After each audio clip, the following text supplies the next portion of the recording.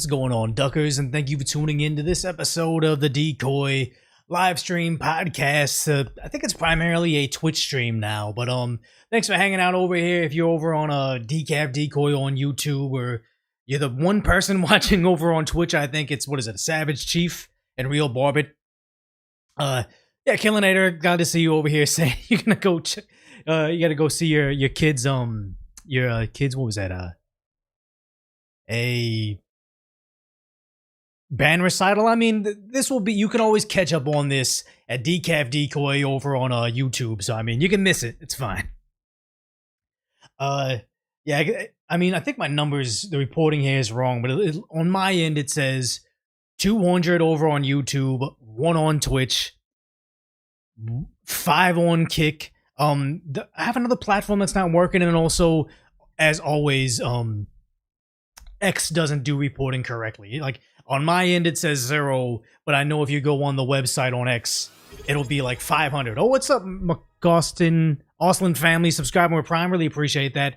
And if you guys haven't already, if you have a Prime subscription, or I'm sorry, you have Amazon Prime, but you don't watch anything on Twitch, if you attach your Amazon Prime account to your twitch.tv/decoy, you can give me a free $5 subscription. I mean, it's free to you. Sometimes it's complicated to set up. So, I mean, if you got the time and the know-how, please do it. But otherwise, it's not important.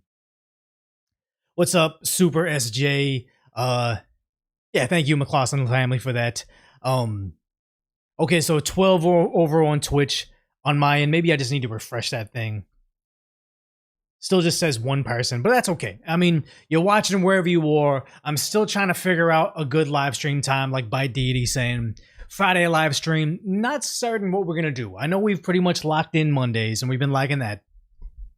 It looks like over on Decaf Decoy, a lot of the clips from the live streams are doing well. Like, I think I only have, what is it? Over on this is Decoy. If you're following over on Decaf Decoy, we're at 71,000 with 304 watching. That's a number right there. But we have 71,000 subscribers over on Decaf Decoy, so that's pretty cool that we got that many people watching right now on the thing. Yeah, and a pencil for a bat. I feel like this has become kind of my fidget toy, but now it's almost like my trademark, I think. Yeah, we all 304s at some level. Oh, what's up? Oh, Blandish over there on Kick. Thank you.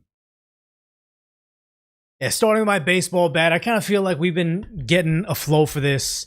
I need to watch Asmongold again. I don't think I've caught him at the beginning of his live stream. Like I say, I'm trying to learn from the best Twitch streamers right now from my YouTube stream too. But I think we just kind of open these things up from just kind of chit-chatting for a while, let people kind of crawl in, and then we start to figure out what we're gonna do for the day. Like today, we're gonna cover the church raiders getting arrested over in Minneapolis. We're gonna cover the latest hoax from the left on how, oh no, another kid got detained by ICE. They're evil. It's another hoax. More BS protests from the left, just bothering hourly employees. Tim Walz actually being snitched on, and him hiring, I guess he's crowdfunding some attorney fees, and then Governor Gavin Newsom over in California, actually not in California. I'm paying some of the highest taxes in the country, if not the highest, and percentages, and then also he's over, I believe, in Switzerland, talking about getting knee pads for Trump. Like, it is very bizarre times right now.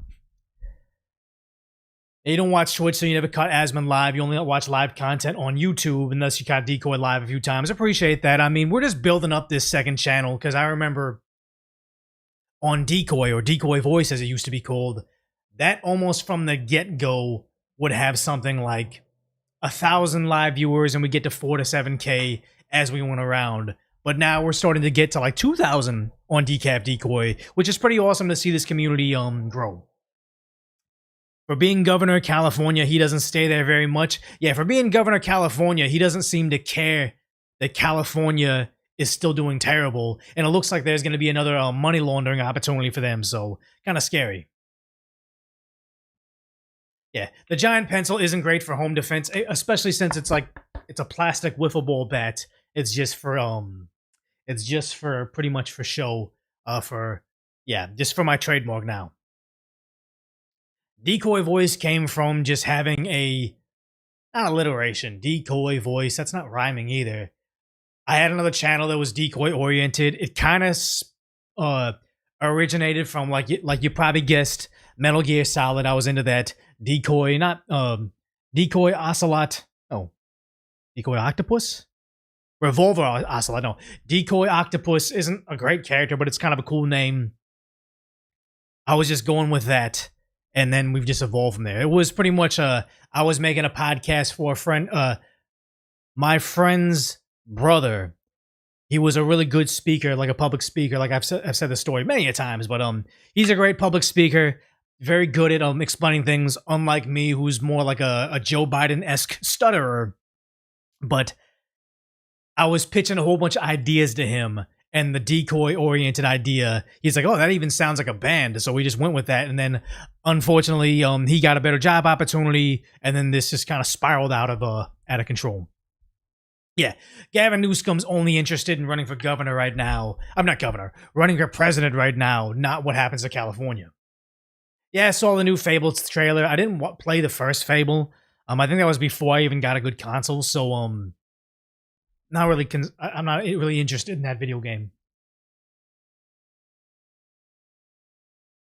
Yeah, Newsom never lets a money laundering opportunity go to waste. I feel like the Democrats never let an opportunity like that go to waste. Weren't you friends with your friend's brother? Was he lame? No, he's a really awesome guy. I learned a lot with him. We made some pretty good content. I think my editing abilities weren't up to par. My thumbnails and titling, I didn't understand YouTube at all. We were just trying to make a podcast, which it was. As you know, with podcasts, it's very like discoverability is difficult, especially with a no-name guy like me and a no-name face of the show. It took a long time to learn. Like I think I did that probably for a year. I had a couple different co-hosts on that original show. Did it solo, and then just a YouTuber, like a guy that gave YouTube advice for free. He just told me, he's like, "Hey, maybe you should cover like current events, like politics, culture, all that stuff." And that just kind of took off for me.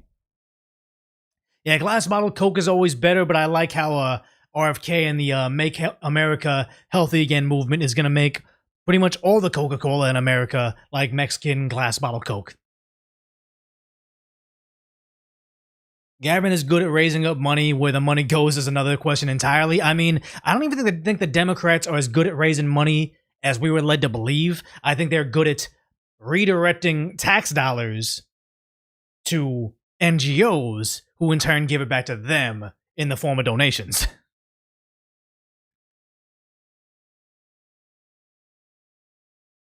Yeah, Mexican Coca-Cola is the best. I heard like why everybody says McDonald's Coca-Cola is better, because I worked at fast food chains. Actually, a lot of restaurants with Coca-Cola.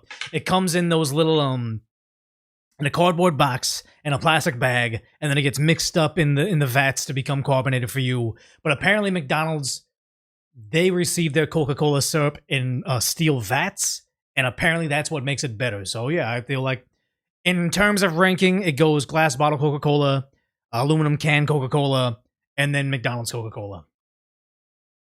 Why the bat? Because I can't stop moving. Like, if I swear when I sit down, I get more calmer. And that's what this was supposed to be. Decaf Decoy was supposed to be the more chill version of Decoy, or Decoy voice, and then incidentally, it became the more unhinged, crazy ranting Decoy. McDonald's used steel cylinders for the Coke when you worked there in the 90s, so it's good. Nothing really changed. I mean, I pretty much was off of McDonald's until Donald Trump started working there. Like, he had the one thing. I went back just to support McDonald's because I wanted to get a McDonald's cup in the background, like when I'll have the In-N-Out Burger cup in the background just to support them. Like, I'm not affiliated with McDonald's or In-N-Outs, but I went there just to get a McDonald's cup for the background, say, "Oh yeah, you know, Donald Trump works at McDonald's, we support McDonald's now." And then I just kind of got hooked on McDonald's again. Like, I love myself a fish fillet, even though it's terrible for you. I love myself the chicken nuggets, and the cheeseburgers are good. And they do the fries pretty good. Yeah, the McRib is good. It's all there. Right now, the junk food I'm currently on is this. Oh, it's not even sealed correctly.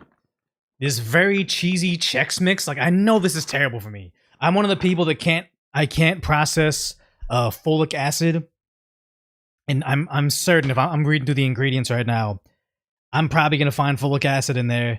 And I had like a handful of this, and it's probably gonna make me a little more unhinged today. Wheat and milk. I feel like folic acid is usually one of the top ingredients. Wheat flour, enriched. I think enriched flour, is that the folic acid? I mean, these slap. These are great, but they're terrible for you. Like, they're terrible. They gotta be terrible for me. I'm not seeing the folic acid, so maybe I'm in the... Oh, no, here it is. Yep. Enriched flour, folic acid. So this is something my body 100% cannot produce, and yet here I am, like a filthy addict. No, this is bad for me. I know this is bad for me. I know even being on the computer too much and working as much as I do is bad for me. Yeah, the orange color is questionable.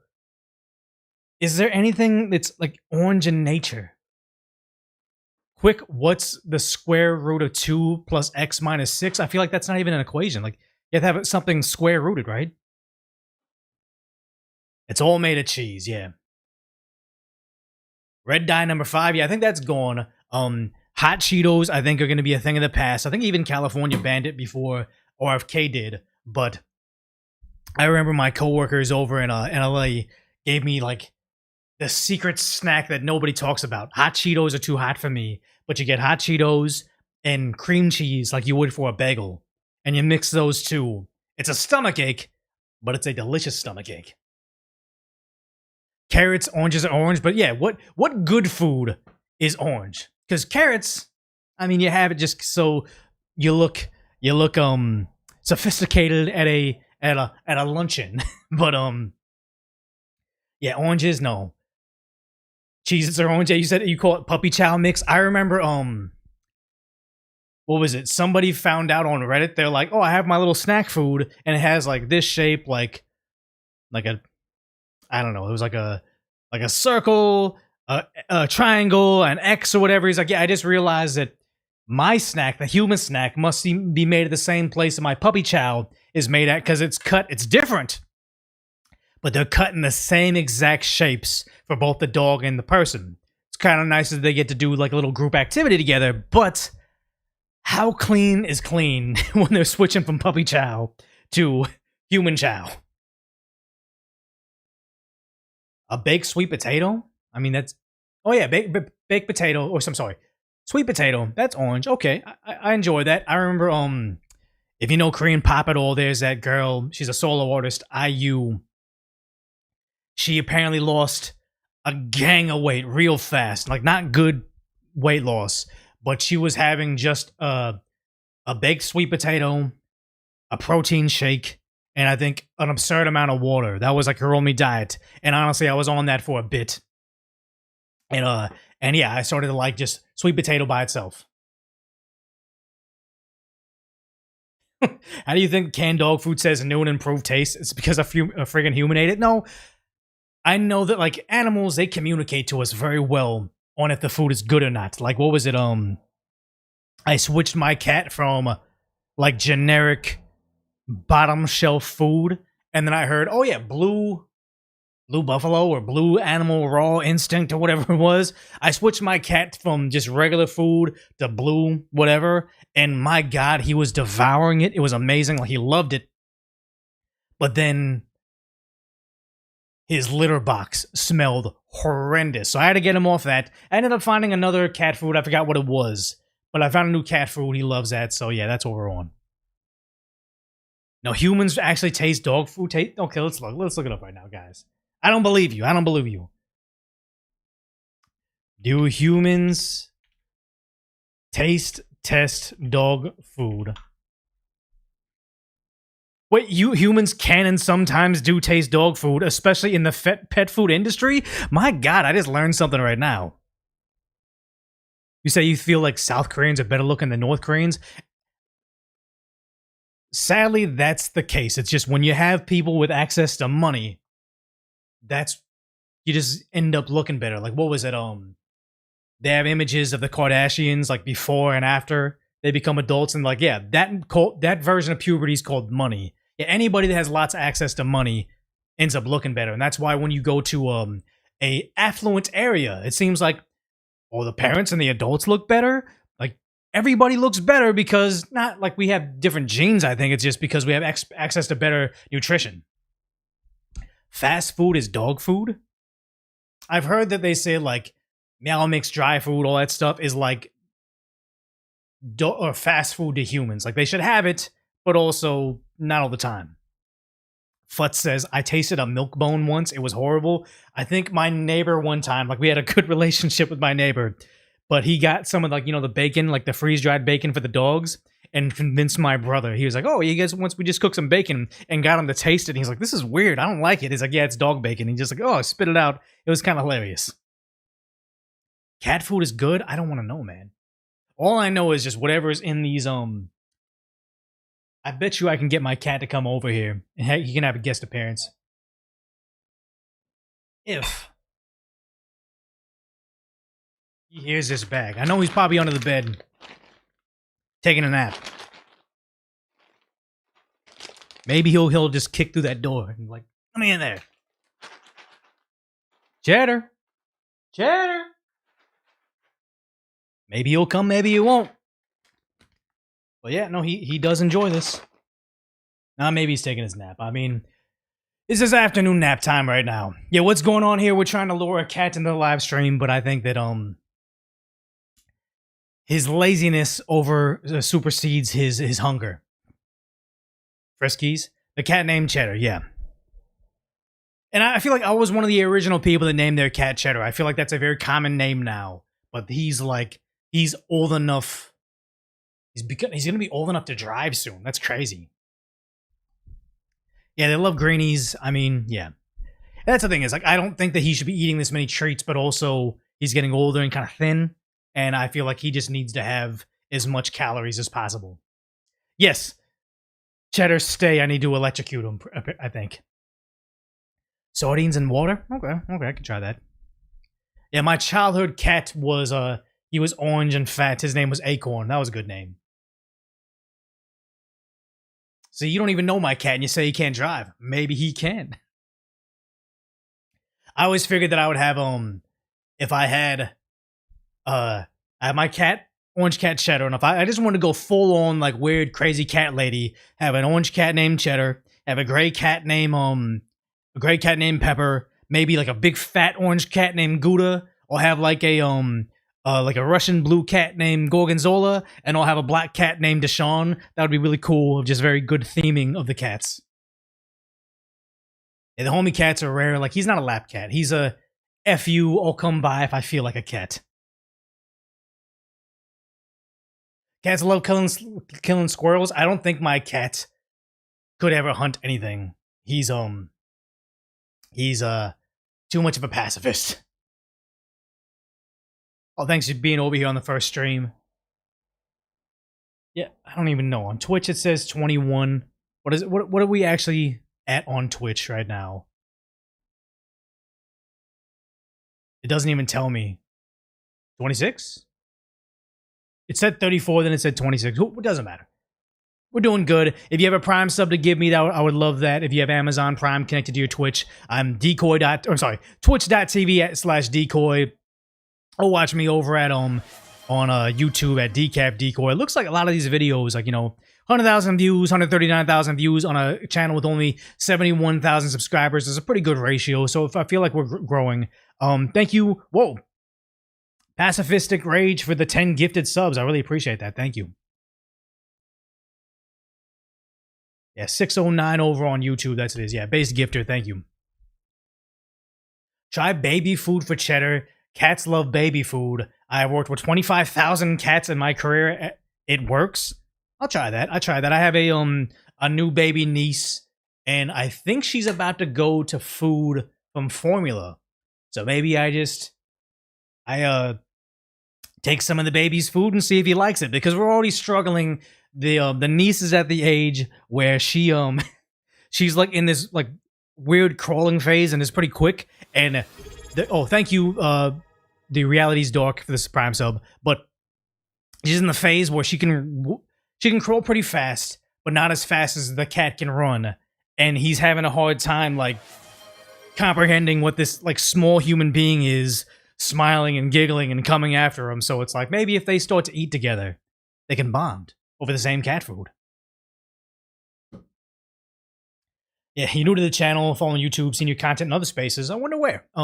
You see Miss Rachel got caught again. I was gonna cover it, but then I decided I don't really care about Miss Rachel. But then, you know, I know babies now that are like in the Miss Rachel like ideal demographic, and it's so sad because she had like something like what was like 20 million subscribers, maybe 8 million subscribers, something like that. All she had to do is just make content for kids, keep her own political biases in her personal life, not talk about it, like not use her platform to try to make babies into activists, and she could just be a multi-millionaire. But honestly, the crazy part about her is allegedly, and this is, I guess it's like she has a family member that's a comedian. Apparently she likes some posts that was anti a certain religion that you dare not criticize. But she liked the post that was that. She got on her camera crying and tearful. Actually, first she was seen alongside Mayor Mamdani for whatever reason, like, you know, kissing his feet, helping him campaign, or being a part of his transition team. Something to that effect. Got very political in New York City. Liked a anti-this religion post. Cried about, oh my God, I didn't like it. And then someone said, hey, it was them. They were tricking you. They were tricking you into it. So apparently she replied to it like, oh my God, that religion, those people were tricking me. And then she's also being seen with people that are anti that religion and posts before. And then, like clockwork, the left starts collapsing in on her. Everybody's hating on her. She's crying, turning off comments. And then her comedian family member says she's actually of that religion again. So in efforts to fit in with the left, she says, I hate that religion. Or she's like posts that hate that religion, has had to backtrack on that, interacted with people that don't like that religion, and then, like everybody on the left, eventually they'll come for her because I think that she's actually part of that religion herself. She deserves it. She deserves it. Just like when Jordan Peterson told Ethan Klein, I like you, don't start to cater to the left, you'll never pass their purity test. She's not going to pass their purity test. They're going to come for her, and she could have been a multi-millionaire, teaching babies the potty, teaching babies the alphabet, being a modern-day Elmo. Whatever.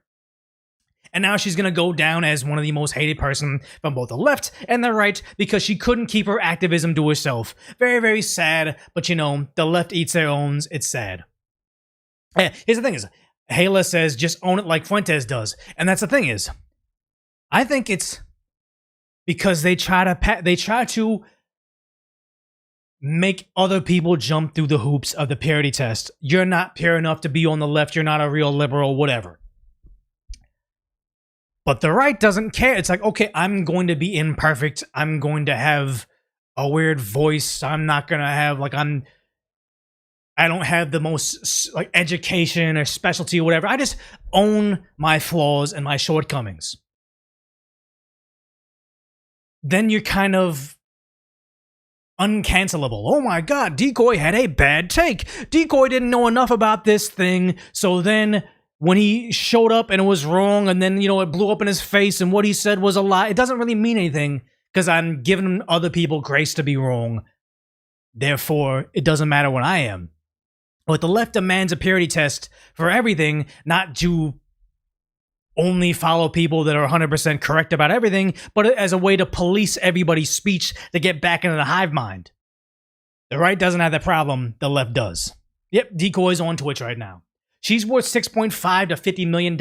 I don't doubt it. These large YouTubers, especially in the kids content space, make so much money because if you ever seen a kid on an iPad interact with content, or actually no, I watch my nephew, he will consume baseball content on the television on YouTube, and we'll just sit there, and it's not like I gotta be convincing with the thumbnail, be engaging or whatever. He's essentially watching YouTube of some, like, you know, baseball video that just autoplays to the next video, and as long as he catches the algorithm with what they want, he's not even necessarily watching the whole thing. He's on his phone, he's fidgeting with a toy, whatever it may be, but they are cashing out on that type of content.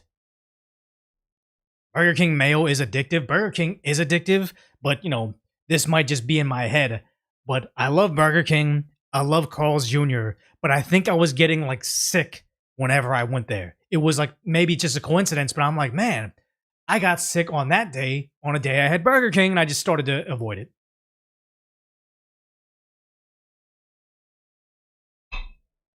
I read all platforms. I got a window right here. There is one platform that only allows their chat there, so hopefully I can build up my Twitch chat so it kind of goes good. But I'm watching all the chats. Just sometimes I'm not good at like talking, topic, looking at stats, pushing buttons, reading chat. I'm not gonna catch everything, unfortunately. You know, still learning. I'll cover all the super chats from YouTube at the very end of the show just to kind of keep the flow better. Yeah, same way with Domino's Pizza. 2 times you puked after eating. I haven't had that, but there's a seafood restaurant. Delicious. Kind of new where I opened up. I went there. I freaking love it. They have like a shrimp po' boy, some good garlic parmesan fries. I went there with friends. Both of them got sick when they had it. I was fine. Then the 2 times after I went by myself, I got sick again, and I'm like, wow, that place is like, it's Asian. So is there something wrong with their cleanliness? Likely. So I stopped. Yeah, shrimp po' boy sounds awesome. It is awesome. I'm craving it, but just like my father with Arby's, he said if he ever has it, he gets a stomachache, he gets sick, but it's so good to him, he'll suck it up and have it once a year. That's my level to how badly I treat my my gut biome. I'm willing to say this is so good. I'm such an addict. I will have it no matter what. It's so bad. Now, I've never been to Chicago at all, but I do know if you're ever in the Valley in Los Angeles, this is not a paid anything or whatever. I just miss it. I think about it. I dream about it. Over in the Valley, in the shopping mall, they opened this place called D-Town Pizzeria. It's like deep dish. Actually, what the fuck? It's in the name. It's not Chicago Pizzeria. It's Detroit Town Pizzeria. But I guess since it's Chicago, it's deep dish. So I'm not fully regarded. But if you're ever in the Valley or there's a D-Town Pizzeria near you, try it. It is amazing. I refuse to drive all the way out to LA to get it. But if I have any of my friends watching this and you want to come visit me where I'm at, I'm very far. Bring me a D-Town Pizzeria. Yeah, deep dish is wild for sure. Like, I mean, that's the thing. It's like Domino's, Papa John's, deep dish pizza isn't going to be as good as, I wouldn't say authentic, but just a place that specializes in deep dish. Here's the thing. Everybody talks about that VPN issue. Locks are just a way to keep honest people out. That rule is not going to be able to, like, it's like law enforcement always a step behind of very, very computer savvy people, unfortunately. I don't know how they're gonna do it. Yeah, BJ's Breweries deep dish pizza is great. Just in where I was at over in LA, there was a BJ's kind of nearby. After like football games or baseball games, we'd go to it. Worst service, and once they started charging us for parking, I was done. Yeah, I like the deep dish. I like the Pizookie, but I'm just making myself hungry now. But yeah, I'm not I just was not a fan of going there anymore. Yeah, this is a gun-free zone. Kind of interesting on all these mass incidents happen in two-way free zones because it keeps criminals out. If someone's willing to end you with this tool, they're willing to not listen to a sign. I'm sick of all this. They think that they can control criminal behavior with making more laws on law-abiding citizens, not locking up criminals. I'm talking to everybody. I see you guys on YouTube and everything.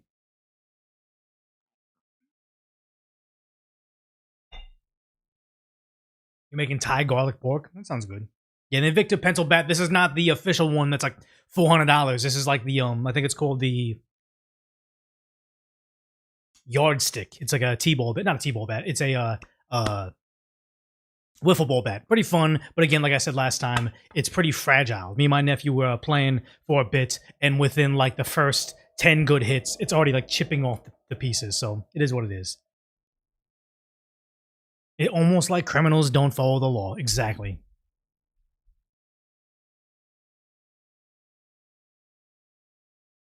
Yeah, like what is it? They talk about like a Hetzel and Koch, or what do you call the Berettas and stuff. Crazy how in California, I think in the near future we won't be able to buy Glocks anymore. But then I think Governor Chad Bianco from Riverside County said we're gonna bring back or getting rid of what do you say? Getting rid of income tax and bringing Glocks back. That's like his platform. I think he's gonna win. I think he is literally Chad Bianco after what he did during COVID when Newsom wanted to use him as their like draconian enforcers of COVID laws.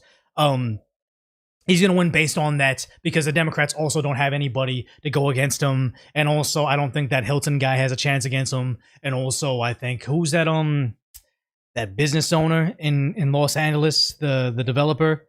Caruso says he's not going to run. So I think it's Bianco. He's going to win. And it's going to be good. So it's July 1st. They're outlawed in California. Yeah. It's crazy because it's outlawed because criminals add something to it to make it more dangerous. Or actually, it's actually illegal in most states to do that, or probably all states to do that. But the idea of we can all enjoy something without breaking any laws, but because criminals break laws, I lose more of my rights. Insane. Yeah, he should win based on that. He should win based on common sense, but we need voter ID first.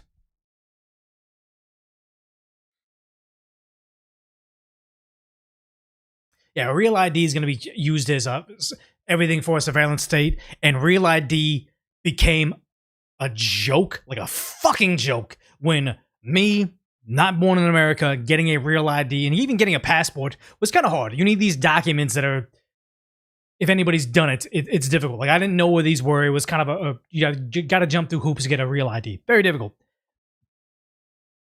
Now we're finding out that illegal immigrants are getting Real IDs issued in California, and on their Real ID it says no name given. How the hell you get an ID, a Real ID? They took all my documents from my birth country, and it was a difficult thing. And you can have one with the name no name given. Absolute absurdity. I despise everything about it. Well, you had the passport using instead. I didn't even have a passport, so I was like, okay, I'm getting my passport ready. Might as well get my Real ID because I need some of the same documents. Gotta go to the same place. But then it was like, wait a minute, like the Real ID is garbage. And then I was flying recently on vacation, and a couple people did, like, it says, oh, as of this date, you need a Real ID to fly domestically. And now they said, oh, if you don't have your Real ID, all we're going to do is have a supervisor look at it, and we're going to charge you like $15. And it's like, so all it takes is $15 to do what illegal immigrants get for free? Like, it's sad. Oh, yeah, in the thumbnail, she looks like a pro, like she's done this before. Yeah, she's a professional career antagonizer. She talked about when she was doing stuff since the George Floyd era. So, you know, let's actually get to the whole thing, because we've been chatting about food for long enough. Yeah. Let's go ahead and get to the first topic of the day, because they're starting to get arrested. It's just the beginning. So many people were blackpilling, saying they're never going to arrest them. They're posturing. Or I think it was the Attorney General Pam Bondi was like, we're going after the church raiders. And then a day later, everybody's saying, oh, they're still free. I haven't seen it. Give them some time. They went after them. They're getting all of them. It's glorious. I love the fact that we're finally starting to see the right get into action, as little as it may be. Because you have Secretary Kristi Noem saying Homeland Security investigators and FBI agents arrested Nekima Levy Armstrong, who played a key role in orchestrating the church riots in St. Paul, Minnesota. And the thing is, like, the St. Paul, Minnesota mayor was on their side, so you needed Fed charges, and they're finally stepping up. She is being charged with a federal crime under 18 U.S.C. 241. Religious freedom is the bedrock of the United States. There's no First Amendment right to obstruct someone from practicing their religion. They were just so accustomed to getting away with whatever they wanted during the BLM riots, they forgot There can be federal charges, and they no longer have a literal sleepy man in the White House. Because first you try to claim, no, guys, the thing that Don Lemon recorded me doing and posted on the internet for everybody to see, the thing that, her so-called accomplice, friend, I don't even know how to reference this, but the thing that the Don Lemon had her doing, it wasn't that, guys. And I do want to correct something that was said in the beginning. We did not rush into that church. We actually went and sat down and participated in the service. We're gonna show in a second. A verifiable lie. We all saw with our own eyes. She saw with her own eyes. She was there, but they're so used to getting away with bold-faced lies, saying, you know what? Yeah, we rioted, we shouted in people's faces, we terrified children. Don Lemon essentially said that was the reason they were there. Oh my God, we're here to terrorize the families. It's a good thing they feel uncomfortable. No, guys, we just went to a church service. We went to church service. It's more convenient for you to believe that, so I'm going to say it, and CNN is just going to spread all lies. Of course, they would normally get away with this. And after the pastor prayed, that is when I stood up and asked him a question in response to his prayer. And then he responded to me. And then I proceeded to ask him about Pastor David Easterwood. How many times did they get away with these levels of lying? How many times did they sit there and just nod their heads? Oh, I saw the video. I calmly spoke to this person. We were invited. We sat down. We listened to church service. And then we had a good discussion. It wasn't a riot. It wasn't a raid. It wasn't us saying we're here to make them feel uncomfortable. Everybody nod your heads in agreement. Accept what we tell you, not what you saw with your own eyes. And how is it possible for him to serve as both the pastor and the director of ICE for Minnesota? And instead of responding to me, as soon as I said, they're even showing the video of people freaking out, and then, well, it's muted, but they're obviously uncomfortable. They're walking around. You sing with your own eyes, and they're just saying, "Oh, you just keep believing it, guys." Yeah, Black Lives Matter, Minnesota on Sunday. I don't understand how that has to do with this, but I mean, I know that this is the organization, but I don't know how they move from that movement to this movement. The name David Easterwood, the pastor says, "Shame. Shame." Did the pastor say that, or was it these activists shouting at a church service? And that is when I led us in chants, "Justice for Renee Good" and "Hands Up, Don't Shoot." Again, somebody said it in the last chat. It's muted so you can't hear them chanting. No, she said, that's why we chanted "Hands Up, Don't Shoot." Someone said, ironically, if that is what Renee Good did, said, put her hands up and said, "Don't shoot," she would be with us right now. The idea that also the "hands up, don't shoot" narrative is from, was it Michael Brown, I'm pretty certain? The autopsy showed you beyond doubt that his hands, we wasn't saying "hands up, don't shoot." He was reaching for the officer's firearm. And also the witnesses later on said, oh, when we said we saw that, we actually weren't there. Total fabrication. They keep running with it. Just like the idea that, Renee Good was just dropping off her kid at school, got confused and was driving home, and some ICE agent lit her up. Yeah. Hands down, cuffs on. Yeah, it's a complete lie. Michael Brown, exactly. Yeah, why are they doing this in a church? Because they hate white Christians. They openly said it, and that's why they're only targeting them. They're not going to mosques. They're not going to synagogues. They're not going to the Church of Scientology. They're only going after middle-class white Americans, because apparently that's what this is about. So I want to clarify that. We didn't rush in. We didn't bust in. We were a part of the service. You were part of the service. We're gonna play them contradicting it. But here's the thing: is they literally thought, I can go on CNN, tell a lie. They want to merchandise that lie and spread it around for us. And now we're not going to prison because, of course, we did the crime. Of course, they're gonna use our own cell phone video footage of it. Of course, Don Lemon, the traitor-in-chief over there, is saying, let me live stream this so I can get clicks on my dwindling career. Even though we became our own star witness, CNN will lie for us. So we're going to be okay, guys. Until I got up and posed that question to the pastor. All right. And obviously, I'm not going to dispute your saying what happened. I'm not going to dispute you saying what happened. So she's pretty much saying, I know you're lying, but the narrative is not letting me be a journalist. Let's hear that again. She says this lie and says, I'm not going to dispute your side of the story. Journalism's going on CNN. It's terrible. So I got up and posed that question to the pastor. All right, and obviously, I'm not going to dispute your saying what happened. I'm merely describing how CNN is describing it. I obviously wasn't in the room. You weren't in the room, but you can see it. I don't have to be in the room to know what happened because I'm watching a video you're playing on TV right now. You could give a pushback. You could say, "Hey, look, I'm trying to give my viewers the most trusted name in news, so I'm not going to let somebody lie on my platform." The same way CNN oftentimes shows Donald Trump giving a speech, and they say, "You know what? We have a journalistic." Or is it MSNBC that said this? But it's something along the lines of, "We have journalistic integrity. We can't let Donald Trump go on TV and spread lies, so we're going to go ahead and cut him off." They'll do that for him actually talking, but not for this person in front of them. That moment that you're talking about, and obviously the way you lay it out could dramatically affect things, but the moment you talk about justice. Yeah, the moment you talk about that, no, she's just out there spreading lies, despite the fact that this is her saying, we were part of the service, and then you have them basically admitting that that was not what it was. Tell us why you're doing this. This is Operation Pull Up, more of a clandestine operation. We show up somewhere that is a key location. They don't expect us to come there. Yeah, because they're in church learning about Jesus. They don't expect activists to kick down the door saying, how come there's deportations? How come America, like every other country on the planet, has border laws? And then we disrupt business as usual. So that's what we're about to go do right now. We're here to disrupt business. So she says, we were part of the church service. We're here to disrupt business.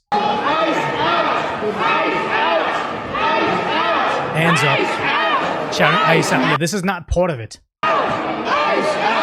Demanding justice for Renee Good and letting them know that this will not. Tell us again, how does stopping this church service get what they want accomplished other than trying to intimidate people from being Christians? It's crazy. But here you got the other guy, the woke farmer, who I still don't know if he is actually a combat veteran, but he's out there recording, pretty much being their own star witness against themselves.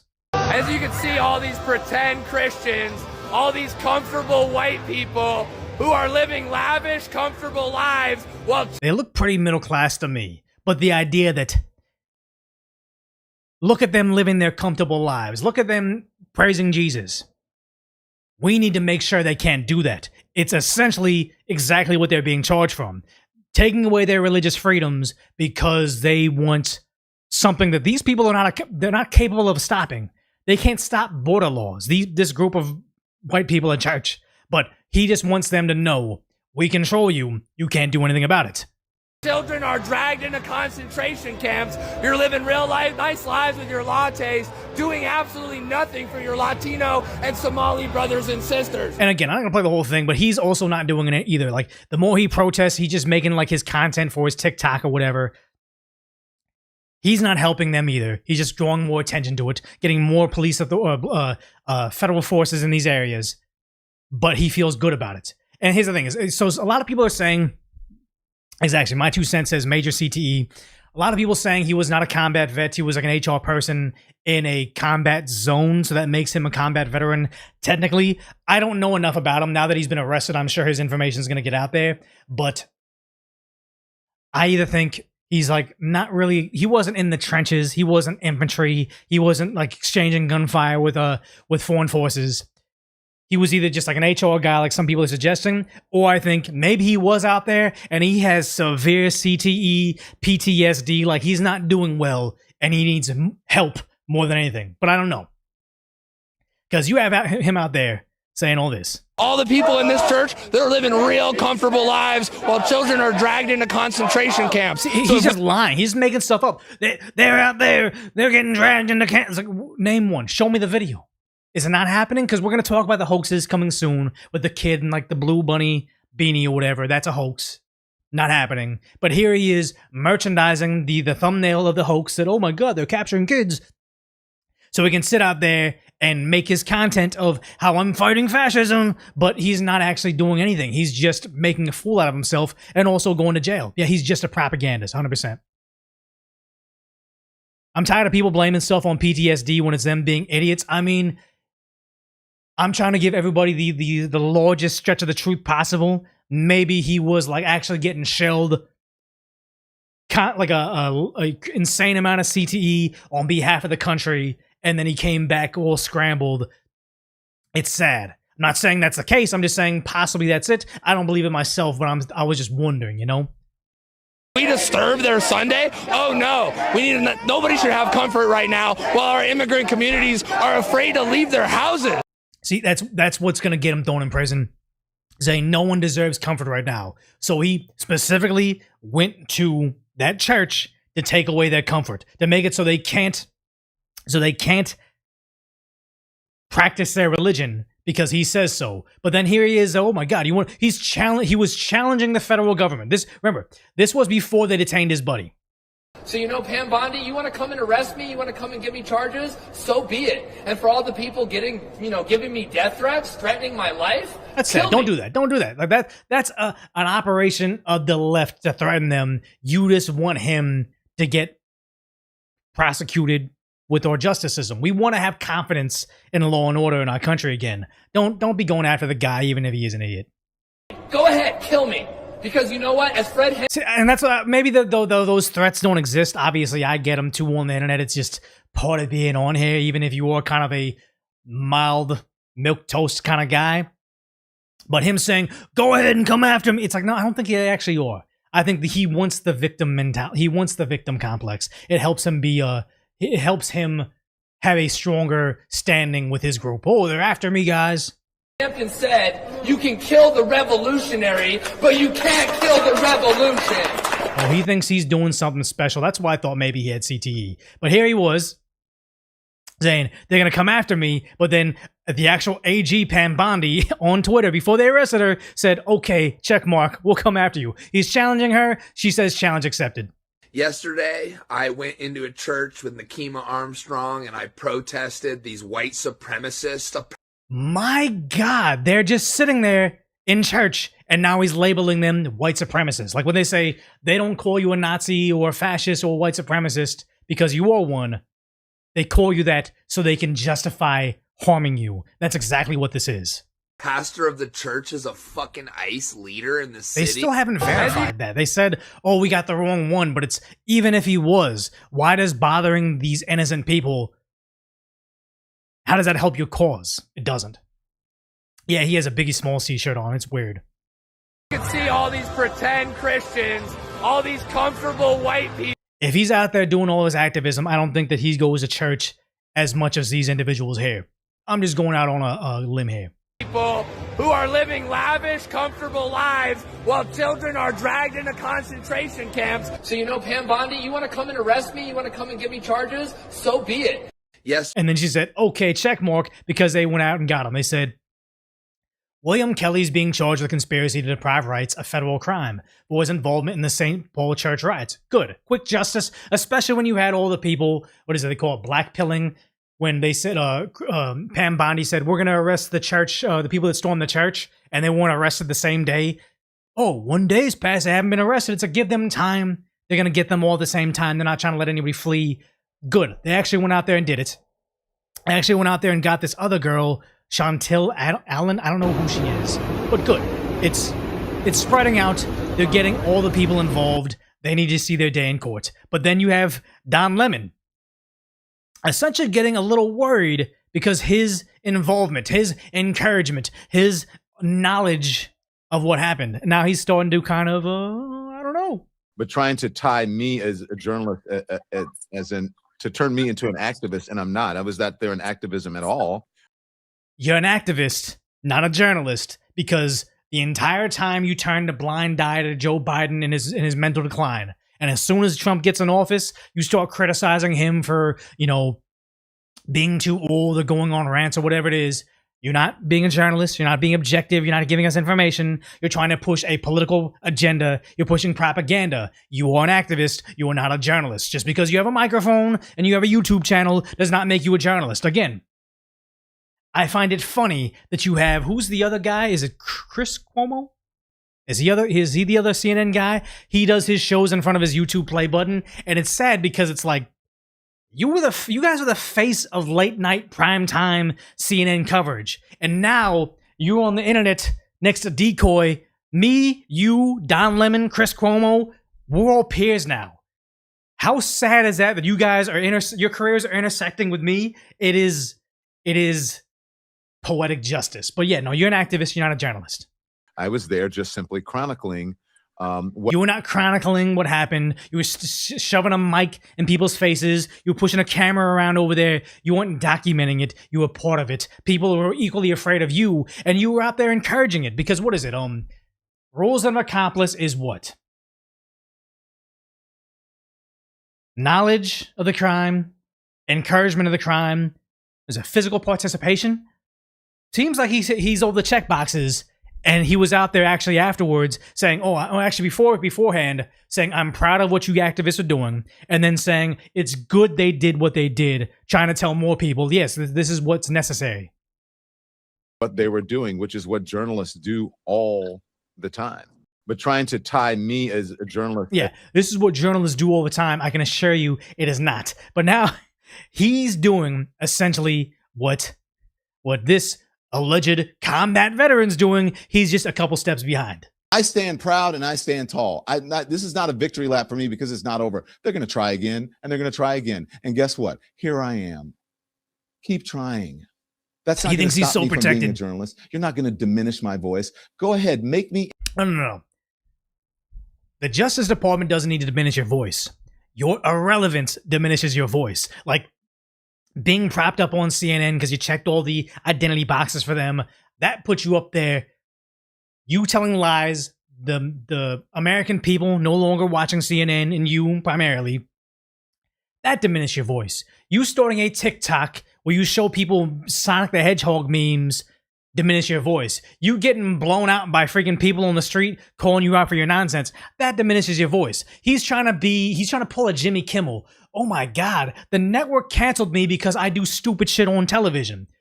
That's the Justice Department. That's the Trump administration. They're out to get us because everybody wants to hear our voices so bad. We have such valid takes on shit that they had to use fascism to silence us. It's like, no, you're like any YouTuber, TikToker that is past their prime, any washed up musician.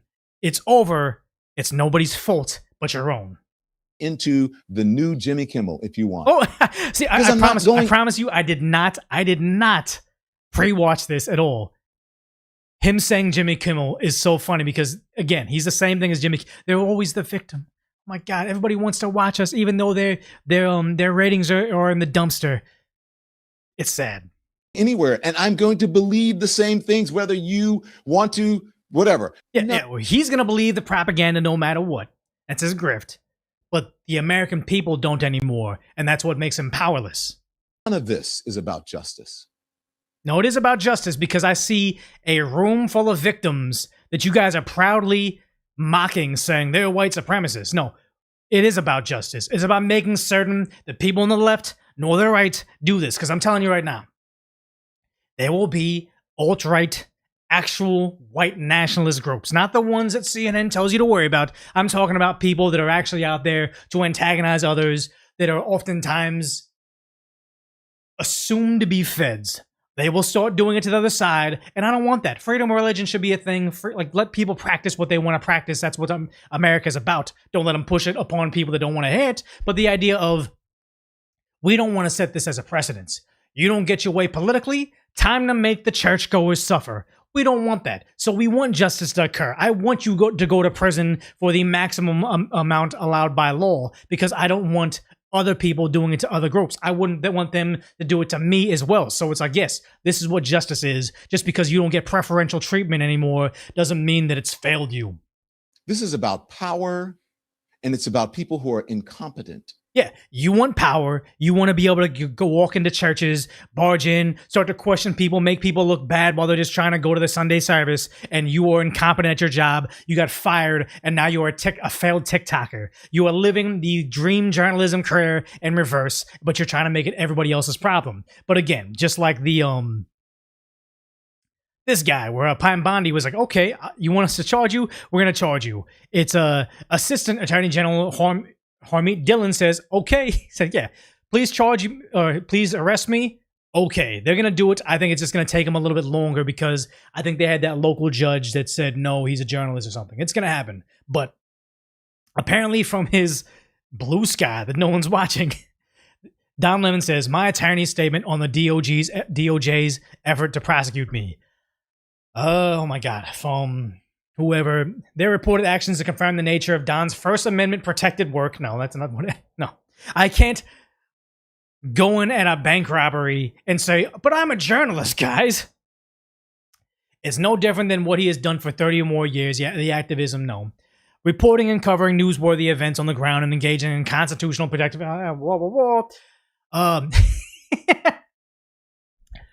Should the DOJ continue its stunning and troubling effort to silence and punish a journalist for doing his job, Don will call it the latest attack on the rule of law and fight any charges vigorously and thoroughly in court. Okay, this is nothing, Bert. This is nothing. He's just like, come get me. Okay, I'm gonna fight this. No, he's garbage because he wants the ability to keep on going back. Is this the same incident? I don't know. What do you think of There's this? a harmless Christian here that wants to praise the Lord with my son, and now I got to go home.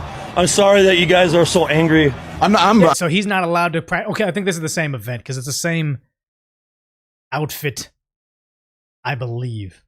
He's got the hoodie and the blue beanie. Yeah, I think it's the same. I'm just chronicling. I'm not with the group. I'm just chronicling. I'm not with the group. Shut up. Just like that one girl in the very beginning who was like, we were a part of the church service. We just sat down. We were invited. I think that other guy, he even said it too. Like, we were invited. We were part of it. He was literally doing the opposite and telling you, I'm not doing what you see me doing. It's like, yeah, I can't practice my religion because you're bothering us, you're intimidating us, you're encouraging it. And he's like, no, that's not me. No, I'm not doing what you're watching me doing right now. What do I have to say? Can you understand why they're angry? I don't understand any of this because I'm a simple man. I'm a simple man who loves the Lord and is a good father. This is what we look forward to, is coming, being with our family and praising Jesus, and that's not something that we have to run away from.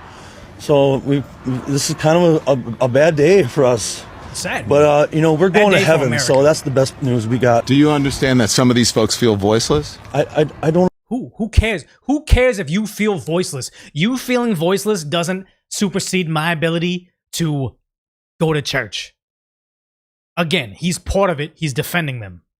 Understand because right now I'm so upset. Right now I don't really have I'm thirsty and I can't think very clearly.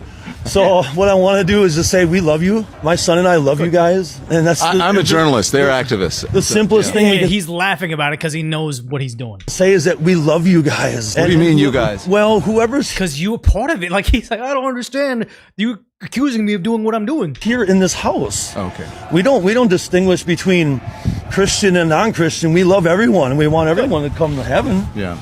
That's the main thing. We want folks to go to heaven, and if we need to talk about these things, then, I mean, this isn't the time for that, really. I mean, but don't you think until we go to heaven, if you believe in that there should be some sort of peace here on earth, and that people should have agency, and we shouldn't be beating people up off the street? How does that have to do with anything, right? Oh my God. We should be abiding by the Constitution. I think that's just a little bit loaded for me right now. Yep. What you're doing? Why so? Well, I don't want to interview right now. Yeah, exactly. I don't want it. He wants to go to church. You're like, oh, I'm not an activist. I'm just a journalist. But you can't practice your religion until I get this interview, until I get this hit piece on you. Interview. I just want to tell you guys I love you. I don't need to interview right now because I want to be with my son. It's Sunday. It's time for rest. Yes. And for renewal. I would like to answer your question. But I just can't right now. Okay. Thank you. I appreciate it. Yeah, he got what he wanted. And the sad part is if he doesn't get charged, he's just going to get this message of, hey, I'm in this irrelevant. Oh, thank you, 556 with the Prime sub. I got all the attention. Everybody's talking about me. I'm the center of attention again. This is like when I was on CNN and people were watching me again. I was able to do this. I got all the eyes on me. All I had to do was get a whole bunch of his I don't know if we can call them accomplices. All his buddies are going to jail. He's not going to jail. So what this does to him is to communicate, all I got to do is find more useful idiots to do activism, and I can go with them, I can document it, I can get my social media clips, and then I can become relevant again, because his need to get recognized by people. His need for popularity supersedes the needs of his political side, their freedom. And it's actually, I would say it's sad, but if you are so stupid, you'll let Don Lemon sacrifice your freedom so he can get a little bit of relevance, you deserve prison. Because he's smart enough to know what he's doing. Because over here, like he's out there trying to tell people crossing over in the country isn't a crime because misdemeanors apparently isn't crime. Back and saying that they're breaking the law. That's the point. Okay, as somebody that We don't know if they're breaking the law because they won't tell. There's no due process. Where's the evidence? There's no due process in, no due process out. That's just how it goes. Sorry. That's the whole point. And if they are breaking the law, most people will say, okay, then they need to go if they're criminals. But if they're not, why are they being rounded up and sent out? Especially when he promised to deport the criminals. And now he's deporting the criminals.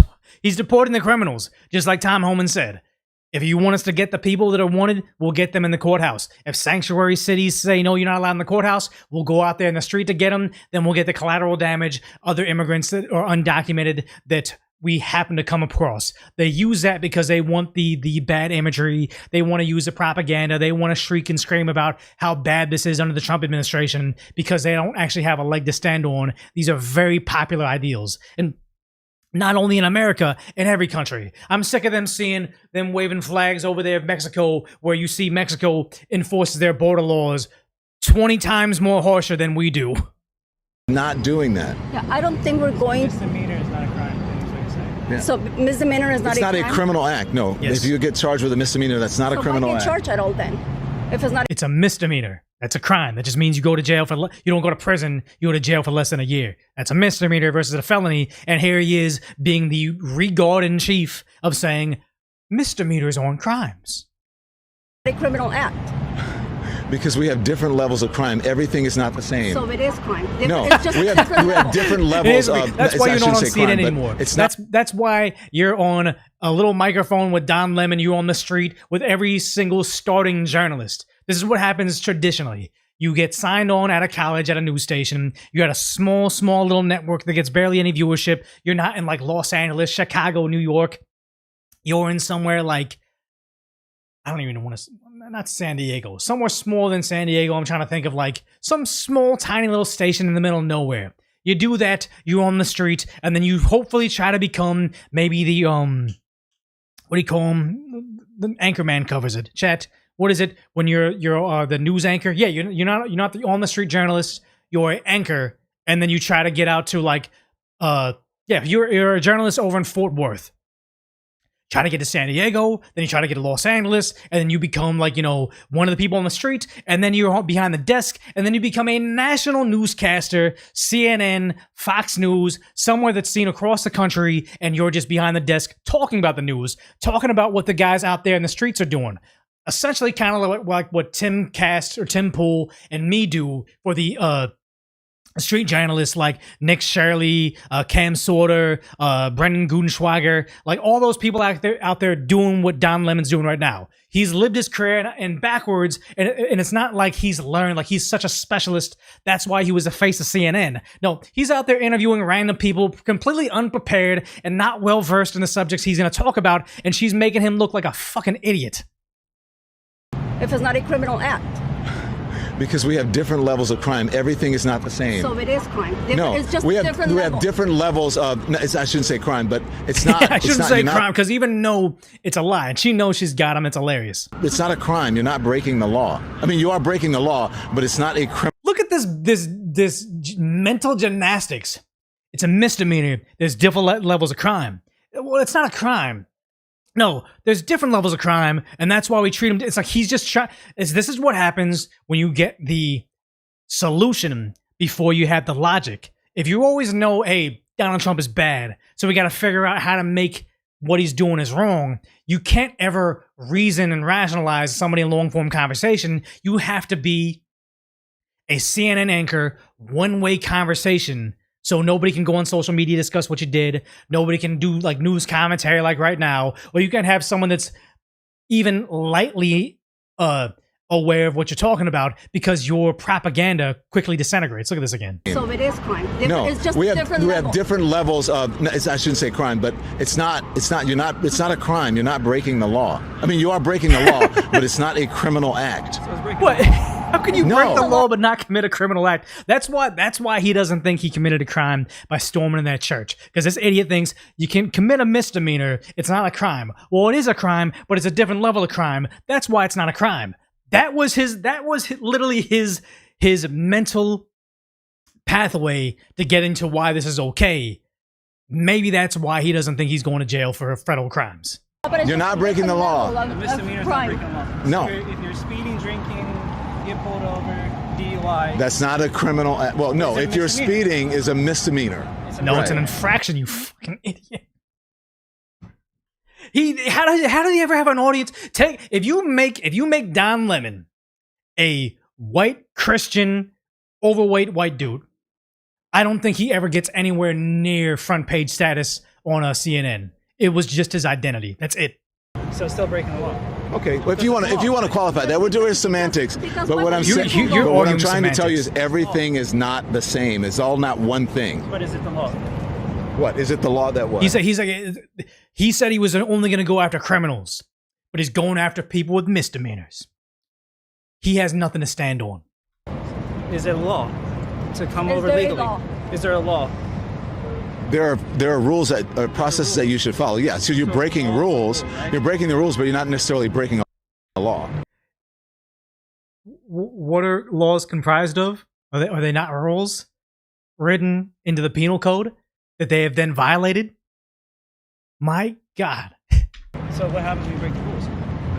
Then you suffer the consequences. But the consequences should not. Look. The consequences should. I'm thoroughly enjoying seeing him getting slammed by two random people on here. The previous face of CNN showing what a hack he is in real time.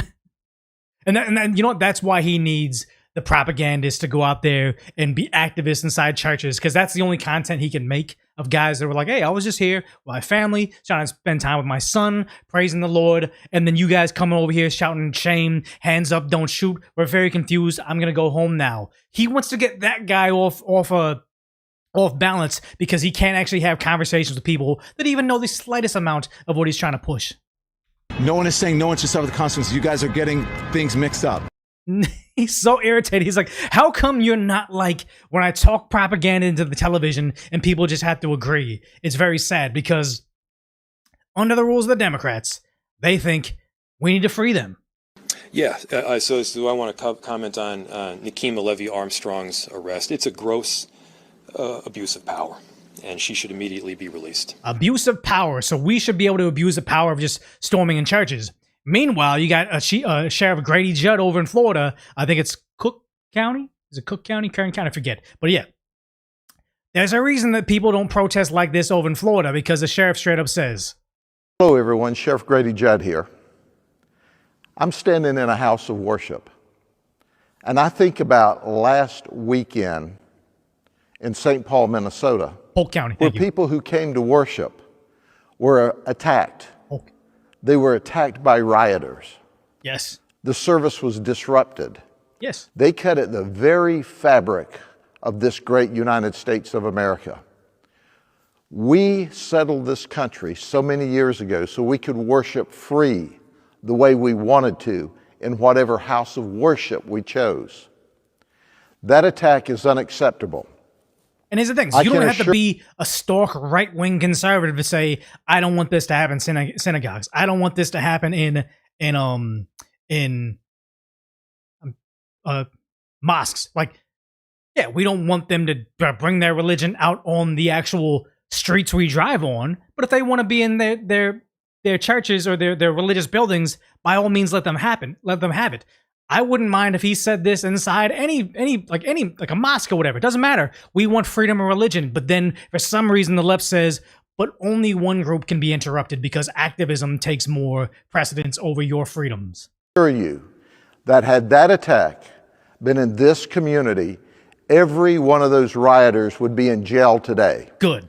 That's where the federal government could have found them. And I think the thing is, like, Florida probably would have thrown Don Lemon in jail too. That's why Don Lemon's doing it in places where he knows it's going to be okay, because Minnesota or St. Paul, Minnesota is never going to charge him because they're on his side. On state charges, locked up. And I pray it's that same way all across the United States of America. It is enough, unfortunately. Is enough.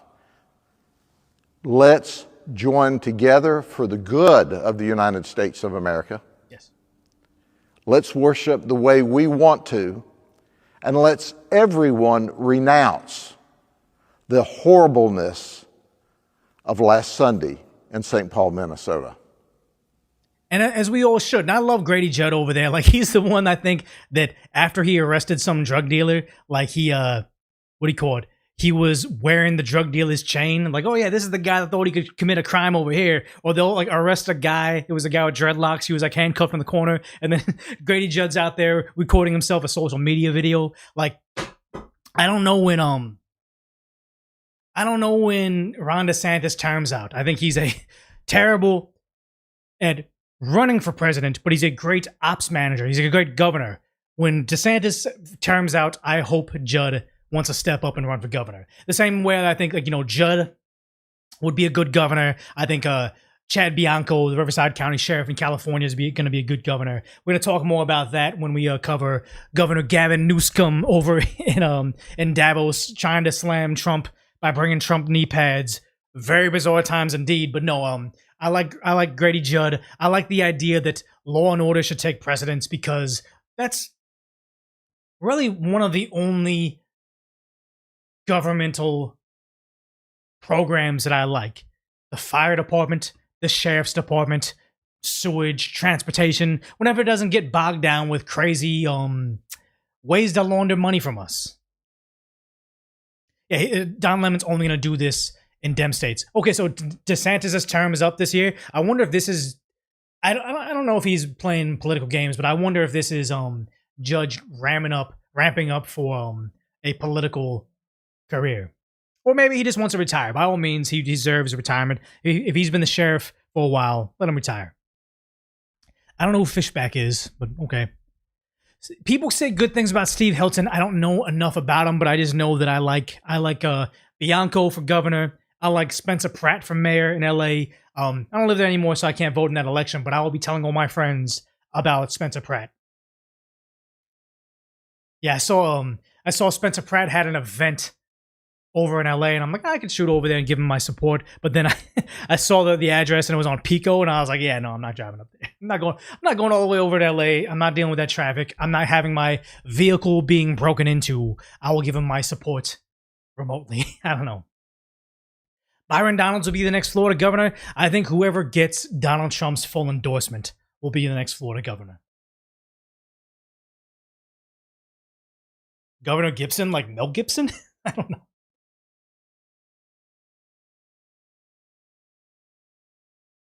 Yeah.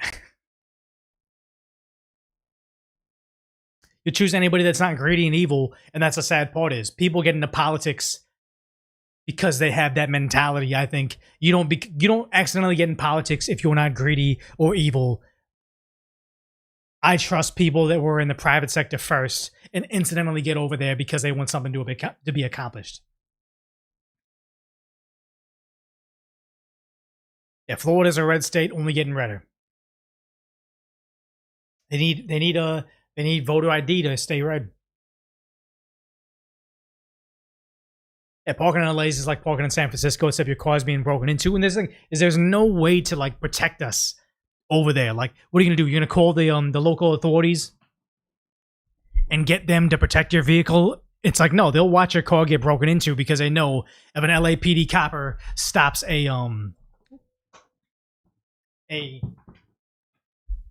guy breaking into a vehicle and they get injured while the police officer makes the arrest, that police officer is getting fired.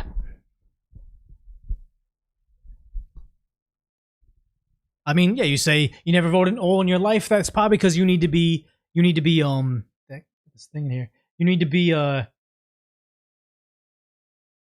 inspired by a political candidate. So hopefully there will be someone that like runs that you can get excited to get in the voting booth for. Yeah, it's good that Gavin's timed out because he can no longer hurt us. It's so funny that you have all these career politicians in LA that have been in power, not LA, California, that have been in power for several decades, and yet somehow they blame everything on Donald Trump in the White House for only 5 years. Yeah, no inspiration. That's the thing is, like, you know, you don't have to be a Democrat or even in New York to understand Mayor Mamdani ran a good campaign. I don't like him. I think he's terrible for the country. I think he's terrible for the state, other than showing the world that socialism doesn't work in America. But the idea is he got people excited about politics. He got people out there to vote. So it's like you need someone like that. Wait, Coke in a glass bottle, nothing better until you add peanuts? I would never. I love peanut butter. I love peanut butter. Like Reese's peanut butter cups are my favorite thing ever. I would never add peanuts to my soda. I heard people adding salt to it. They say that makes it better, but I've never tried it. Imagine cherry Coke in a bottle. Maybe I'll just get some grenadine. And with my live streams, that's like my like treat to myself. I add grenadine to my Coke. You add a whole crush it? I don't even know. Yeah, just add salt, the same thing. Okay, so that's what it is, just salt. Kimchi? Good lord, no.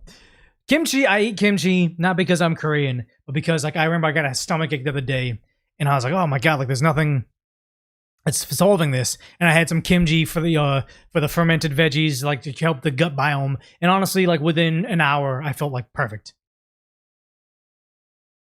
That's the thing. I'm a big fan, like you said, Jack and Coke, they're old friends. I almost exclusively drink whiskey or bourbon, but I don't like it with soda. Like, I love soda. I love whiskey. I have a favorite bourbon that I always recommend over everything, but I don't ever... it makes both of them worse to me, I think. Hot sauce? No, there's no way I'm doing that. Not into beer. I think it's good that I'm not into beer because I don't need the extra calories. But honestly, I've never been into it. I remember when I was younger, and it's like, you know, freshly 21, my buddy was like really into it, trying to get me to drink more of it. Maybe I was like, he was a coworker. I think he was like 30 or maybe 29, and I was 21. And I was trying beers with him, and I was like, this is terrible. I hate this. And he was like, no, when you get older, you will learn to love the bitter taste of beer, and it's going to help. Like, you'll have a bitter day, and you'll want a bitter drink at the end of it. I'm much older now, and I never got into beer at all. Hot sauce and popcorn, good lord, no. Ice cream was good with Coke. Yeah, when I worked at a burger shack, it was always the thing we would do. We would just make ourselves like a Coke float. That was good. It's a taste you acquire. Like, I know, like, coffee was an acquired taste. Whiskey was an acquired taste. But just beer, I don't know.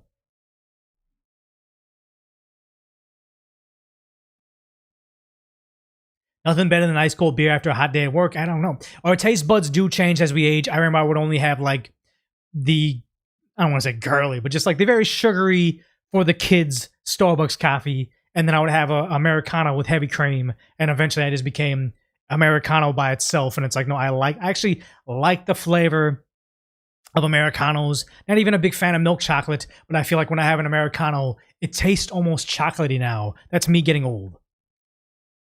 This chat may be hungry for pizza. I'm baking a frozen pizza after this live stream. I have been craving so bad California Pizza Kitchen, and I'm probably going to end up getting it today. Even though it's not like a great pizza, I really want that thin crust Sicilian. That's like my favorite thing. Not a fan of soju. I'm not the most Korean person. Not a fan of soju. Not a fan of sake. It's like rubbing alcohol to me. Yeah, you eat kimchi, rice, and steak once a week. I'm not trying to self-diagnose, but getting the suspicion with some evidence that I have like restless leg syndrome, and that's why I never sleep well. My sleep quality is always horrendous, and I'm like, if I look at my sleep monitor, I'm waking up like once every 10 minutes. I had a sleep apnea test. I don't have sleep apnea. They said something that can help with restless leg syndrome is a lot of red meat. So I'm going to start eating more steaks, more kimchi, hopefully.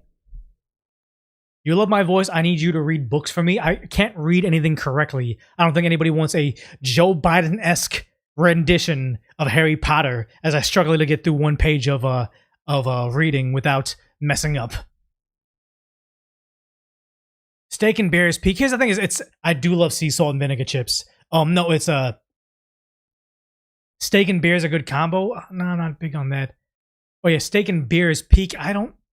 Never been big on steak. Like there's like, a very fatty steak I'll enjoy, but I'm not like, give me a well done on prime rib, like a New York strip. Not a fan of that. You're probably better than Kai Cenat. I mean, I wish. These guys are making like $500K a month. It's wild. Like, what do you even do with that kind of money? I don't know. Well done. Do you mean leather? Yeah, honestly, I'm a fan of a fatty cut of prime rib, medium rare. Blood still in it. That's what it is. So you say magnesium and hydration. I've heard of that. I've heard iron might be my problem. So I need to start supplementing iron. Iron, magnesium, and there's another thing I forget. Rams to Super Bowl, Matt Stafford MVP. I think that since they said Drake May is up for Offensive Player of the Year, that means that Matt Stafford is the MVP. I mean, I don't need more sports memorabilia and jerseys, but I'm psyched of getting a Matthew Stafford jersey with the gold shield on it for his MVP season, because I also get the Ohtani gold one too. Again, I'm like the most like memeable sports guy buying a whole bunch of shit I don't need, but I'm in for this. I need iron, just eat beans. Okay, maybe I'll just get a whole bunch of black beans and I will get steak has iron. Okay, yeah. NBA team, if you can see it up there. So it's like baseball is Dodgers. I guess you can't really see it. Basketball is the Boston Celtics. I've been into the Rams now because of a friend that got me into the Rams, and then also was a Kings fan, but I kind of getting more into the Ducks right now. Ducks are doing good, so I'll probably go to more games. Liver? I don't know, man. Salt and vinegar with tuna sandwich? I mean, I'm craving right now salt and vinegar chips crushed on a tuna sandwich on like fresh wheat bread. That sounds good. Add a lot of mustard, add a lot of mayo. I should have Sam Hyde on soon. I mean, I'm nowhere near the internet relevance as most of these people out there. Go to Gakaku Steakhouse once a week. I haven't really been. I've seen him around. You are the least Asian guy I've ever seen. Not saying it to be mean. Love your channel. You just hit different. Yeah, I'm not the most Asian person out there. I get that. I should wrestle Sam Hyde. I feel like Sam Hyde is like a ginormous individual. I'll fight him though, man. That'll be my my what do you call it? I made it. Like I always say, how many YouTube subscribers do I need before I get to box Jake Paul? Because that'll be the goal. But yeah, so let's go ahead and get to this isn't funny at all, but this is the latest hoax from the left, and it's only getting worse because when they lie this boldly, you know that they don't have a leg to stand on anymore. Media and politicians on the left, including Kamala Harris, take and run with. The facts are actually that this little boy was abandoned by his own father. His own father was being approached by ICE agents when he ran and abandoned the child. Again, this is not the first time this exact scenario has happened. Someone evading ICE law enforcement because they know they're here illegally doesn't mind leaving behind their own kids so they can become safe. These are not the pristine individuals we want in our society. These are scumbags, and they should be gone.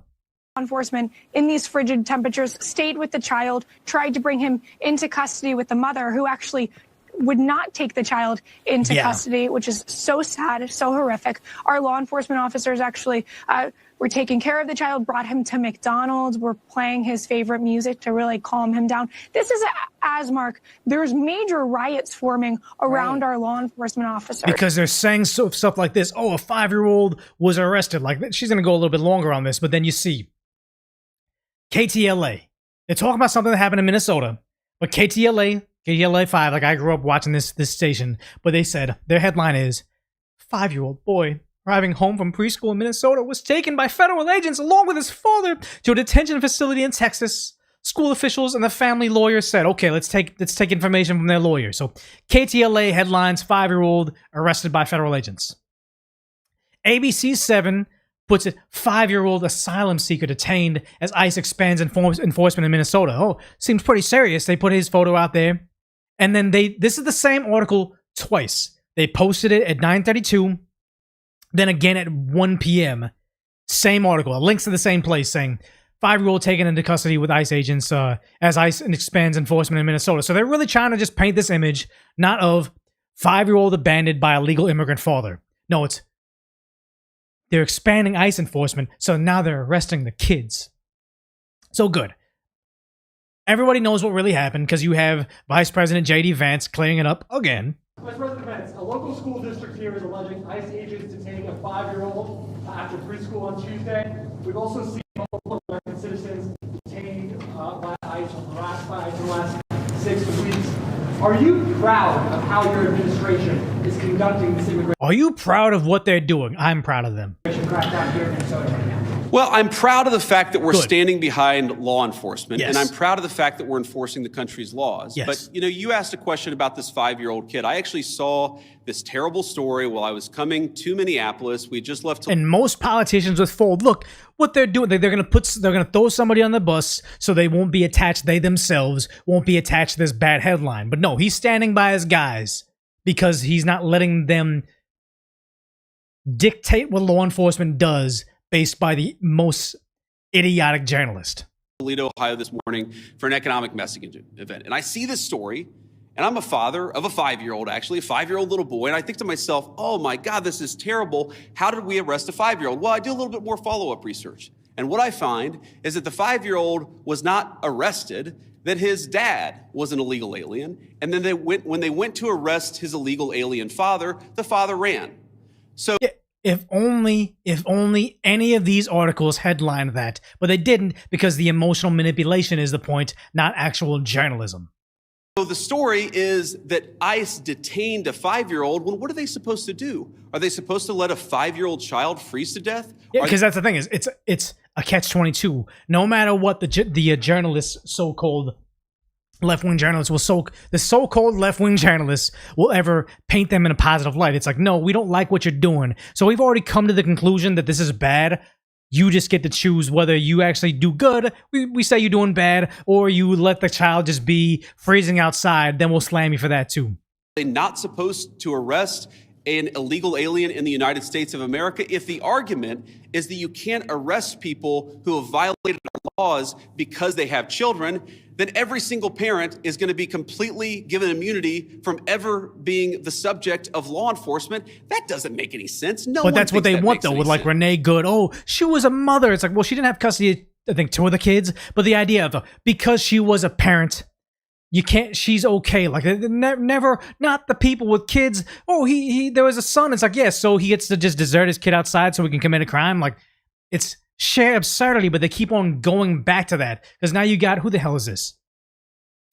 Angie Craig. She opens this up. I'm a mother, but she's a representative from Minnesota, and she's a WNBA fan. Okay, I guess that qualifies her. But here she is, prancing this around, putting his image on her phone, saying, "Oh my God, like this is what my message is about now." ICE is using a 5-year-old.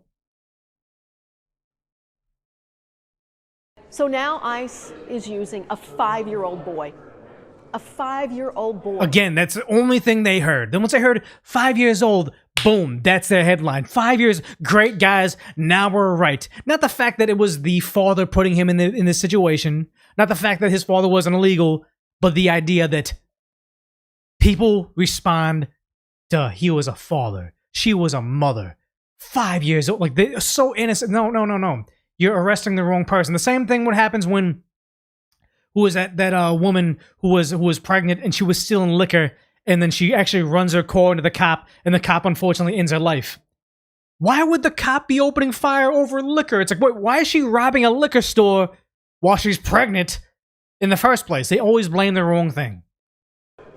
They took him and used him to lure his father out. And now they've detained them both. The family key phrasing. They used him to lure, because this is not the only time they use this same exact thing. There was a father and they used them to lure the parents out there because they're trying to arrest the parents. Like, they're using them as bait. We're going to get more into that story earlier because it happened just a couple months ago. But here they are using the same thing. Same exact scenario, too. Someone evading law enforcement. All right. Somebody evading law enforcement, abandoning their own children, and now that's your fault because you're enforcing the law. Know where they are. This is the worst of the damn worst. Why are their eyes always like that? Am I just because I'm Asian and I'm jealous because my eyes are like this? But it's like, why are their eyes always bulging like that? I gotta know. First, this is not humanity in Minnesota, folks. If you can abandon your child because you're a criminal and you don't want to be arrested, how dare they, not the people enforcing the law? It's crazy. Look at this 5-year-old and actually with a straight face still support. This is the soapbox she needed. Oh my God, he's 5. And be silent in the face of what the Trump administration and Kristi Noem is doing. I just can't even believe this is America. I will not vote for a damn penny to Kristi Noem or because this scenario of this shitbag father that left behind his son, and then ICE actually had to take care of him. We're actually very compassionate about it. But the idea of you as the American citizen can't be more secure. None of that, what is it? What was her name? I know her last name was Nungray, but the girl that lost her life, Laken Riley, you guys don't get to have security because I have this very, very snarky image taken out of context. No more enforcing border laws, just like every country of the people that are coming over here. No more border laws because I have this picture of a 5-year-old taken out of context. In this Congress, this is a time where we should all be outraged. If this doesn't pierce through your humanity. Oh my God, if this out of context image doesn't change your mind, then I should have power. As a Republican member of Congress, you can't speak out about this, then you've got no humanity left. You have no intelligence left if you think that's going to change my mind. You guys misrepresenting what happened over there. But yes, of course. What is it?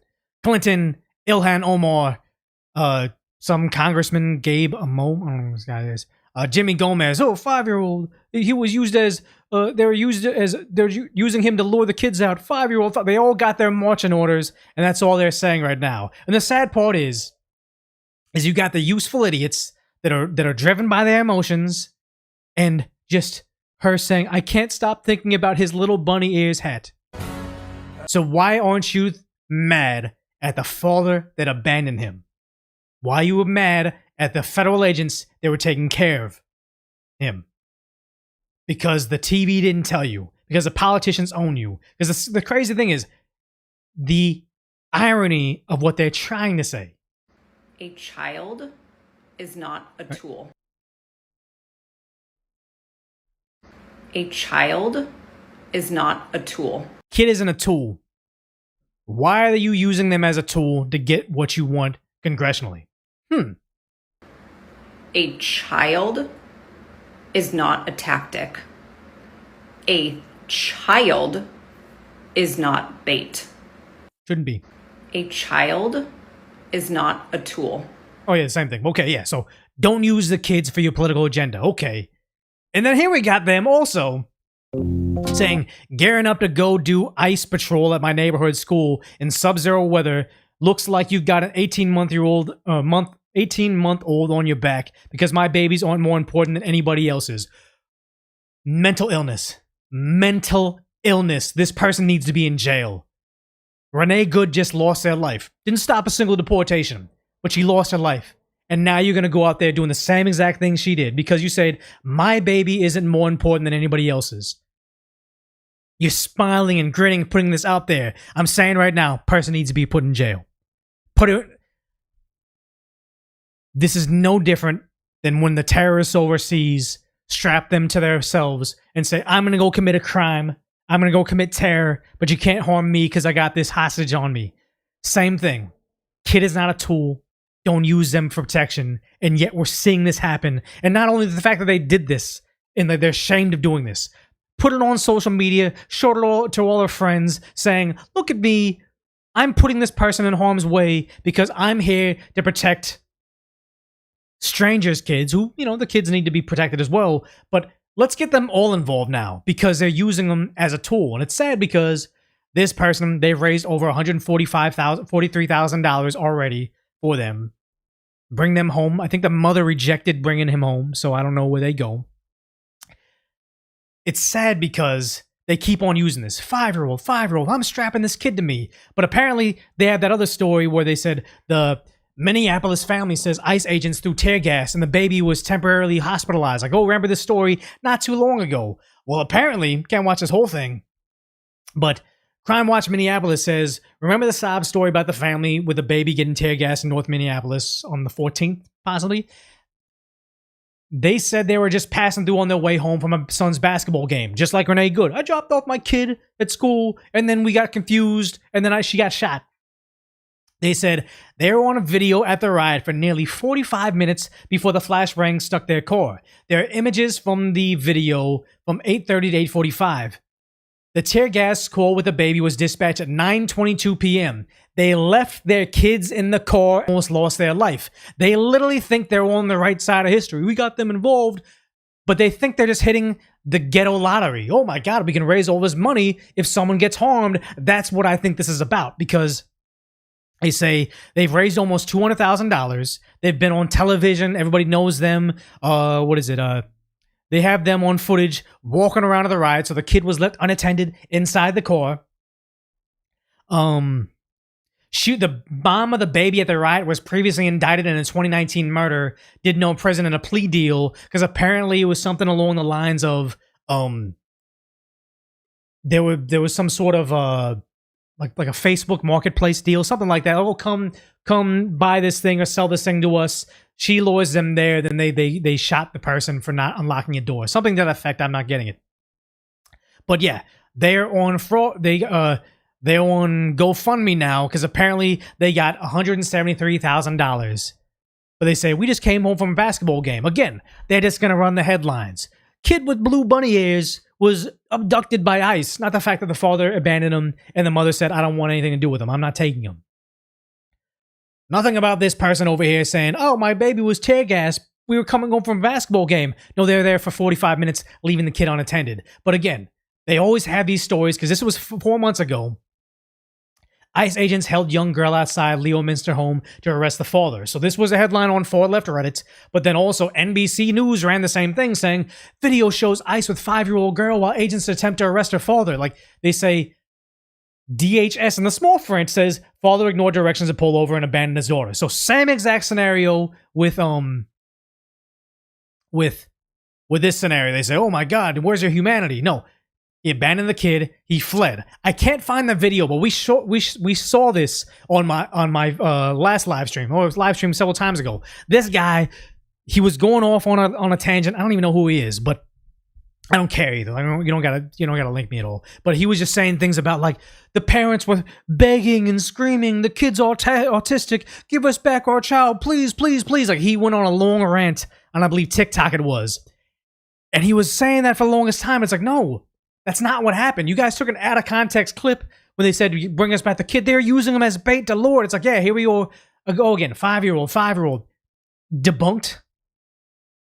Clearly debunked several times. There are several outlets, several videos showing you the contrary, but they'll go with this. And the thing is, it's the same exact video as this. We've shown this guy several times, but I mean, just go back to playing this where when it happened, I knew people in real life, smart, intelligent people, but Democrat by default.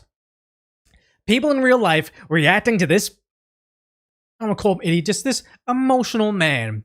This emotional man crying about a so-called raid on ICE, wearing like, if these are real, this is like $5,000 a gold chain. I can't handle this, y'all. This is crazy, yo. I didn't think this was about to affect me like this. But our neighbor's school, y'all know I work at a school. And again, if this guy's a teacher, think he's a basketball coach, but if he's a teacher, I don't want him educating my kids. If he is this easily emotionally manipulated into saying something against law enforcement, I would think if someone had a sob story, let me hide in your school, I got a sob story, and there's like law enforcement saying, hey, he's a wanted felon, I would imagine he would expose my own kids to danger if you can emotionally manipulate them enough. Fuck. Our neighboring school, I think it's Gratas, I don't know how to say it. It's Gratas or something like that. They were having their graduation. And there's helicopters in the sky. Most of these schools are... Fuck, yo. He can't even get the words out on something that he left in the edit. This is heavily edited. I'm not editing this. This was his TikTok he stitched together. He kept the tears in there.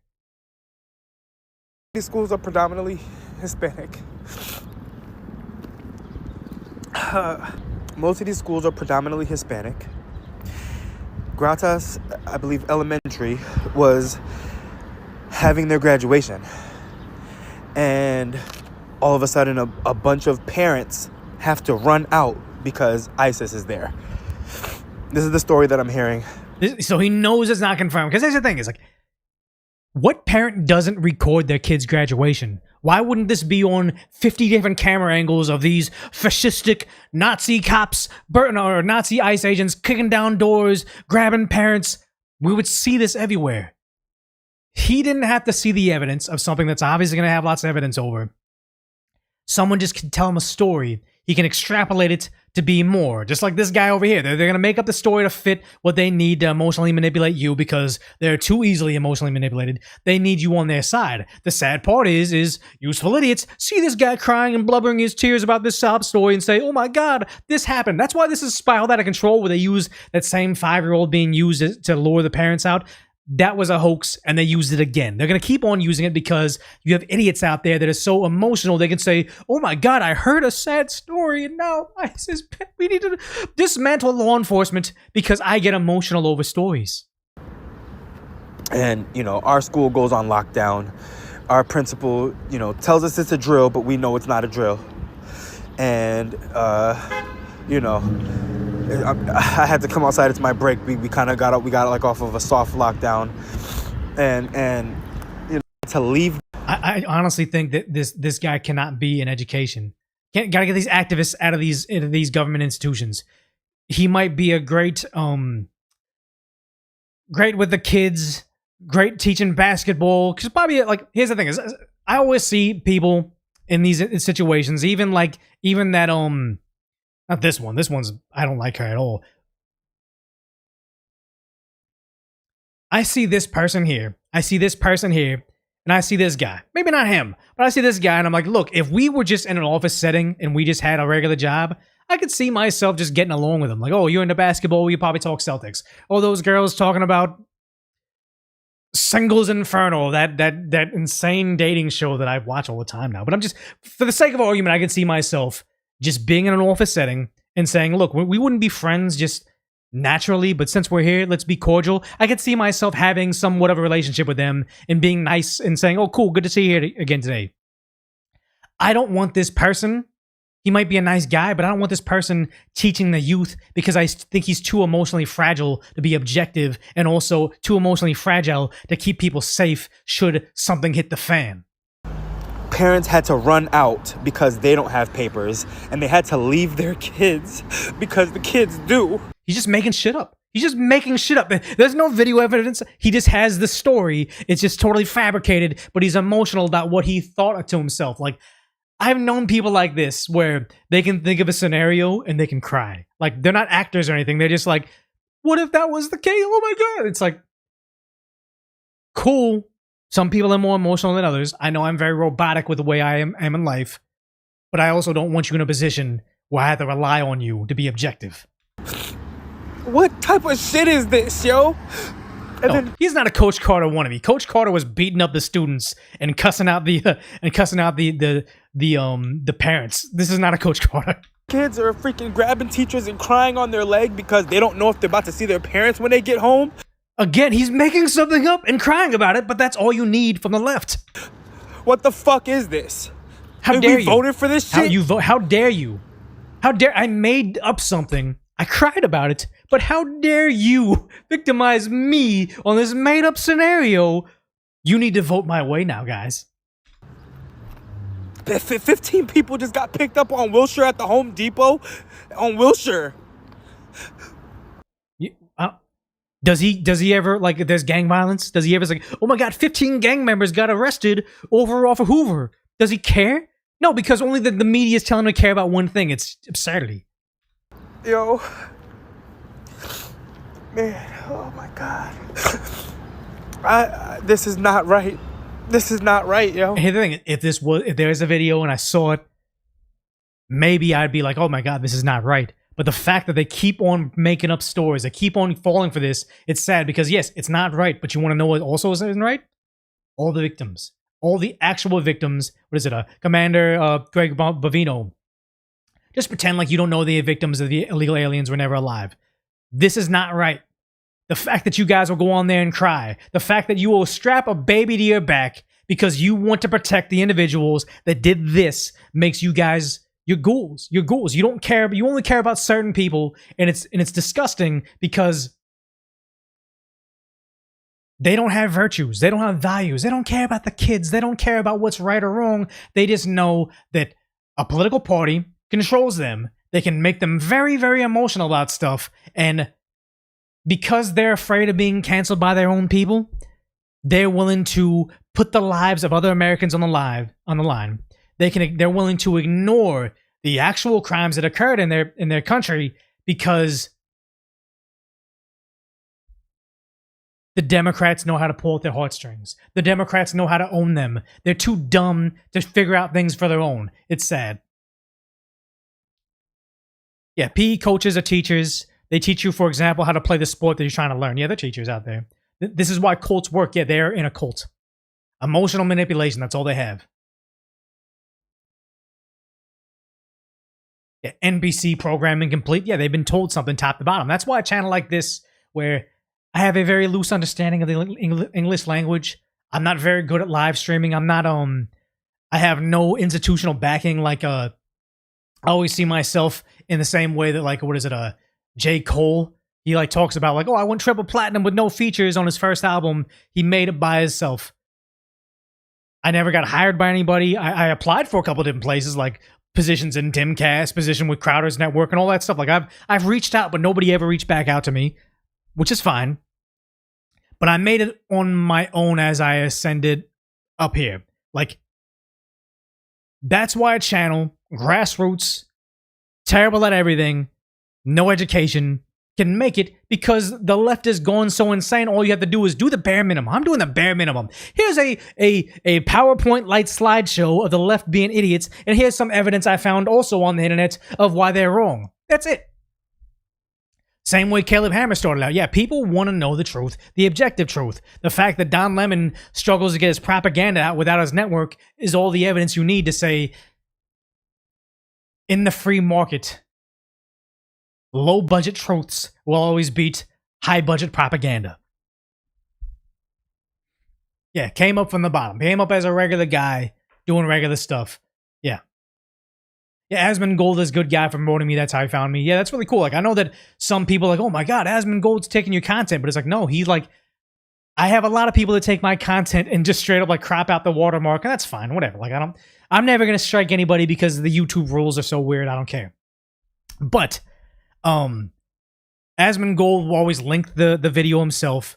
Like, even if I had a brand deal, like, oh, today's video is brought to you by Cat Treats, blah, blah, blah, whatever. Like, he will let the ad play, which he knows that some people will look at the ad that I'm reading on my video, and even though my video only got 500,000 plays, he gets 1.5 million plays. So then when people click in my affiliate link and buy the product through my promo code, it makes the brands think, my god, he's 4 times the conversion rate of his pairs, so let's give Decoy more money. Like, I don't do brand deals anymore, but the idea that he is a very, very good guy. Yeah, he deserves credit.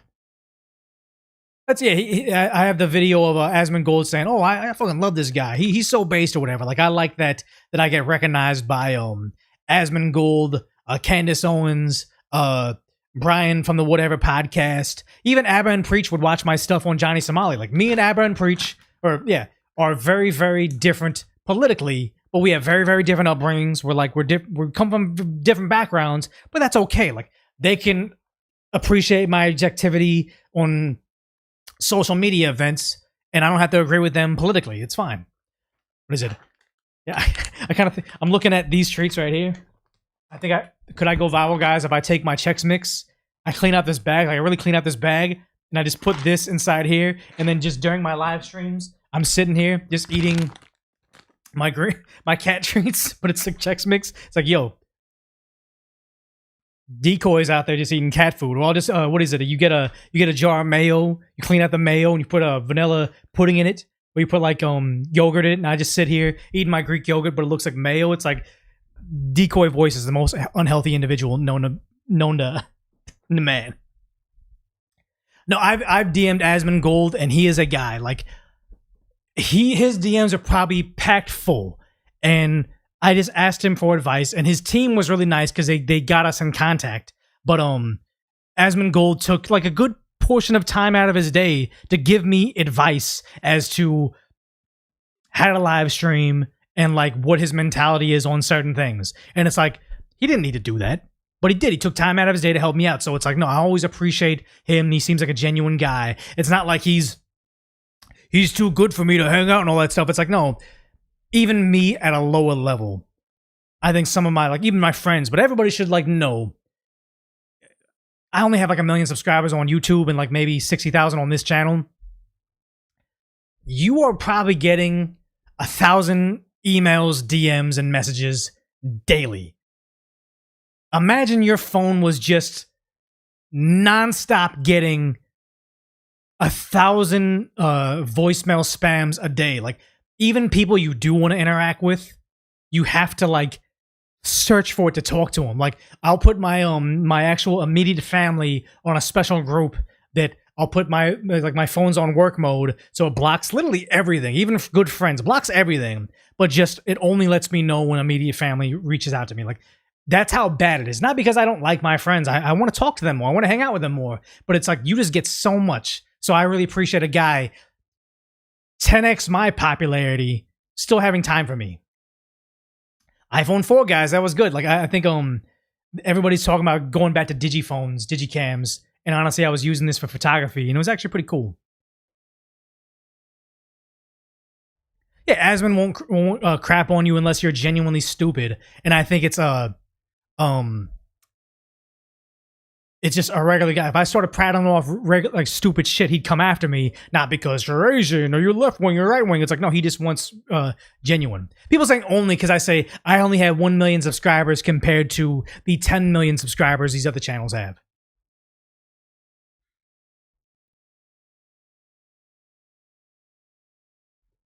Yeah, you guys all watch the same people. It's a good community to be in because we care about facts over feelings. Yep.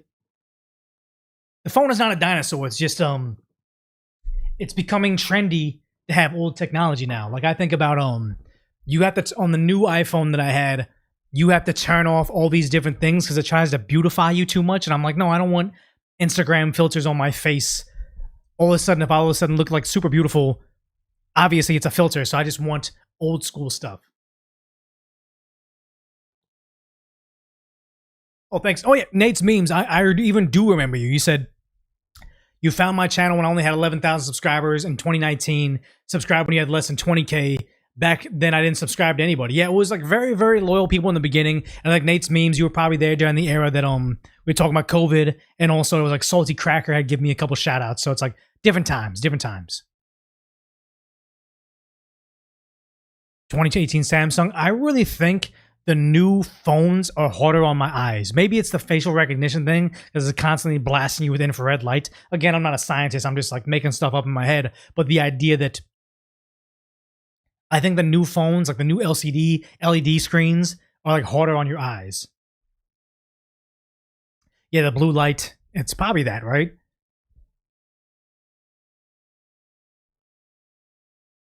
Here's the thing: is that you disagree with Asmongold a lot several years ago, but never thought his takes were immoral like his common haters. I just wholeheartedly disagreed, but still watched because I respected him. And that's the thing: is that people can I forgot who it was. There's this guy, probably back when Nate's Memes was around. He like super chat everything I did, giving $20 all the time on the live streams, like being a cool supporter. But he kept on saying things like, I even forget the guy's name. It was something military in his avatar. But say, this was a bad take. That was a bad take. You know what? If you keep on giving these bad takes, I might not be able to support you anymore. And it was like, yeah, because me and you I'm not a spokesperson for your mentality, for your history, for all your takes on stuff. It's like, I can just be me, you can be you. You can either respect that I have different background than you, or you can move on. But a lot of people in social media content, like especially on the left, they want to cater to their supporters, so they're always stifled on their opinions because they say, wait, is it okay by the general consensus of my fan base? They just can't be them. And that's how they always mess up at some point in time. They can never pass the purity test. It's like, no, you shed the people that don't actually like you, or the people that would demand you be pure, because there's a huge audience that doesn't mind if you're wrong as long as you're coming from a genuine perspective. Yeah, any blue light blockers? Yeah. Did Decoy just describe Hassan? I am a firm believer that Hassan should have just stayed as the bro tuber. Like, he talk about like dating and being a frat guy or whatever. He sorely wishes he didn't try to cater to his hyper left audience and just maintained who he was. And honestly, he'd probably just be the good looking version of Asmongold at this point in time. But no, he's the guy that tried to cater to psychos that track him down on stream and say, stop drinking Coke Zero. Like, it's ridiculous, but that's the only audience he has. And I would say it's sad, but I mean, if this is the guy that's possibly shocking his dog, I don't feel any empathy for him. But it's sad to see someone watching the life that could have been while he slowly falls into obscurity. Your phone is dim and blue light filtered all the times. Yeah, I turned off the backlight feature. And when I'm indoors, I try not to have it at all. Yeah, he could have been the good-looking version of Asmongold, I think. I don't know. Yeah, simping for China, terror organizations, and thinks he should be removed. I don't even know if he really believes that. I think he just says, here's my moral barometer. Whatever the America likes, I like the opposite. That's it. That's all his takes. He has yet to have a take, what they call them, 90-10 takes, where it's like 90% of the population, left or right, can agree on something. He never takes easy wins because his basis is, if America is liking it, you take the opposite side. And it's like, okay, cool, become the anti-America guy to an American audience. Opinions on Dracula? Yeah, sad. But okay, we've been streaming for 2 hours. I don't know how long we want to go. We want to talk about some protests, some dumb protests in Minneapolis. We want to talk about some Tim Walz getting snitched on by his own party. We want to talk about Newsom over in Davos. You want to say Newsom protests Tim Walz, or I don't know. What do we want to see?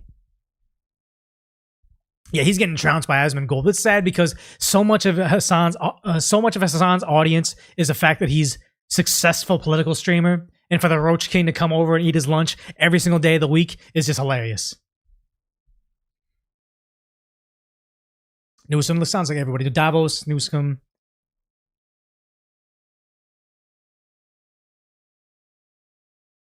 Protest. Oh yeah, everybody's saying something different.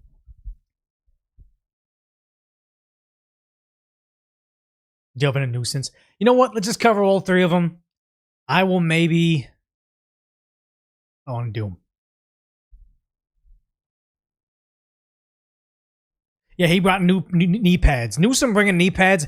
We'll talk about it later, but it is so bizarre.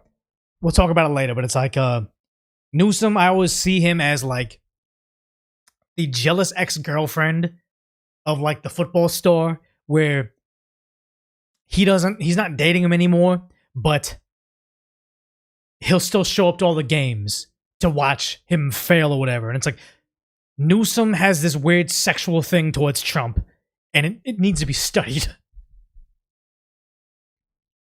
You know what, this is crazy. Okay, so, oops. These lights are always weird. over in Minnesota, they're protesting still, but in the dumbest way possible. So apparently they're lining up, doing mass booking and canceling rent-a-cars over at Enterprise because they say no cars for ICE out now because they think that maybe confirmed, maybe not, but this isn't defeating ICE. They're booking cars and unbooking them. I just think it's going to get their driver's license forever canceled with Enterprise and all their affiliates. But this is how they're protesting ICE and also going to Target the same way they went to Home Depot to protest ICE by buying salt. Folks, I want people to see this live video. We are at the Target in Edina. We've got to have about 70 people in line here. Everybody bought salt and they're returning it. Why? For all these people that used to be about the green initiatives, because you know when you purchase food, they can't reshelf it. They're buying and returning this salt and it has to just go in the garbage afterwards. Because we are asking that Target step up as a corporation. Target step up and fight the federal government. That's what they're literally calling for. But they're too juvenile. I don't even know how to say it, but they're too idiotic to know a corporation cannot fight the federal government. Last time I checked, every single time ICE makes an arrest, they show up with fully auto two-way tools. I have yet to see a single Target employee that has a tool that can go against the federal government. I have yet to see a single Target location be armed with a MRAP.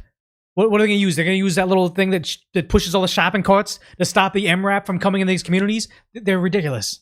Of moral courage in this critical moment in our country. They think they have moral courage in this critical moment, not unlimited free time because they're unemployed. ICE is being leveraging Target's silence. They are abducting Target. I'm pretty certain Tom Homan said, you know what? Pretty certain Tom Homan didn't say, guys, we got to start deporting all these illegals. But unless we have Target's backing, they're complicit. Unless Target is complacent with us arresting all these illegals, Donald Trump's very popular initiative to deport dangerous individuals, we can't do that. This is what they literally think here. Employees, they are staging in Target parking lots. You say, why is it Target? Because Target made the fatal mistake of trying to cater to these groups before. When they would say, you know what, Pride is a big thing. We know it's not popular with most everybody, but we'll make Pride merchandise for kids. There will be Tuck merchandise marketed towards kids in the kids section. So average Americans, well, actually politically focused to the right Americans, said no more Target. They're going to shop somewhere else. They have a stranglehold on the activists because like, Target is on our side. We love Target. All these DEI programs, whatever.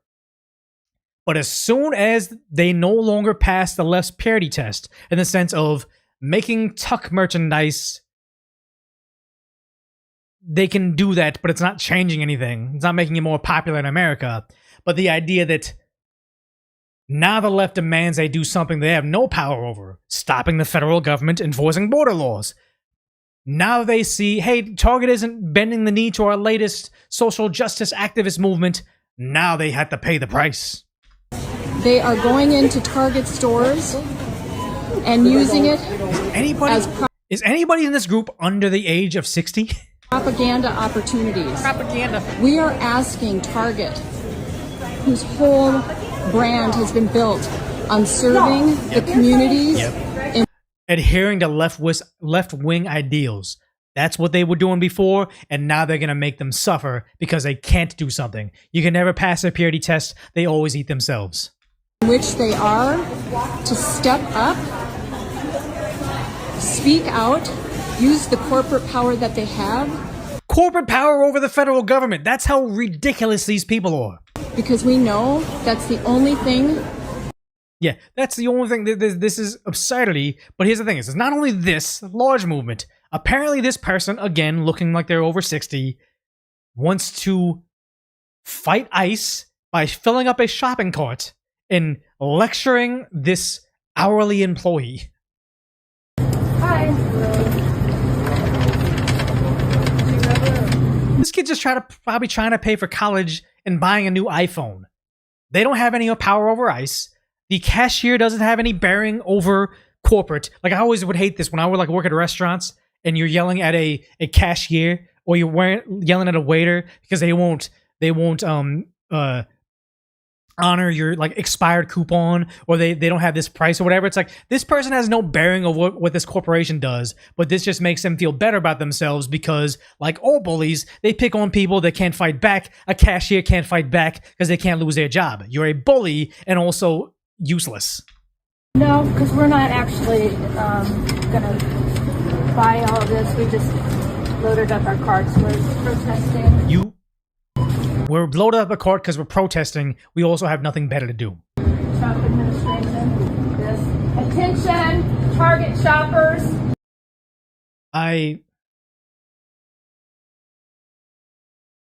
If she gets social benefits by any way possible, EBT, whatever, cut that stuff so she doesn't have the free time to do it. I want old people to retire, but not to do this. 2 o'clock now. We're going to walk out as part of the Free America walkout. We walk away from fascism. We walk away from fascism. Okay. Well, okay. Towards a free America. We fight for a future that belongs to all of us. Everybody in, nobody out. They're sitting there like, do I have to sit for that? Like, these people make, depending on what state this is, this could be like $20 an hour. This could be like $10 an hour. They don't have time for this, and also putting all this stuff back. I hope they get banned from Target for life. Everybody should walk out, including the workers. Hi. And everybody, the workers have to walk out. Everybody has to do what we have time for. No, they have jobs. They have things they need to do. The sad part is, not only do you have useless old idiots, you have people over here, NYU students, which I looked up. If you're out of state, going to NYU annually costs you $97,000. So imagine being a parent, sending your kid to NYU to get a higher education so they can get themselves a nice 6-figure job, and instead of using that education to do anything positive, they spend their time doing like what kindergartners do and write on poster boards and do, what is this, struggle sessions? I forget what they're called, but it's just like, yeah, we're gonna sit here and cater our own egos and speak to the void because this is what we're doing, instead of getting a higher education that's costing us nearly $100,000 annually. Say it once, say it twice. We will not put up with ICE. Say it once, say it twice. We will not put up with ICE. We will not go out with ICE. So it says, no compliance with Trump's violence, NYU's something. Students can say no to Jim Crow 2.0. If only you knew what the Jim Crow laws and how irrelevant they are to this right now. I refuse to be silent. Is NYU an art school? What kind of college?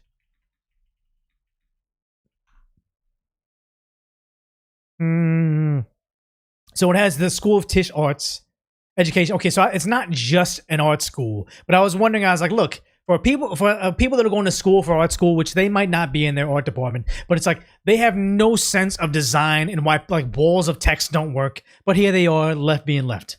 Say it once, say it twice. We will not put up with. We will not put up with ICE. Say it once. I refuse to be silent. You refuse to be useful.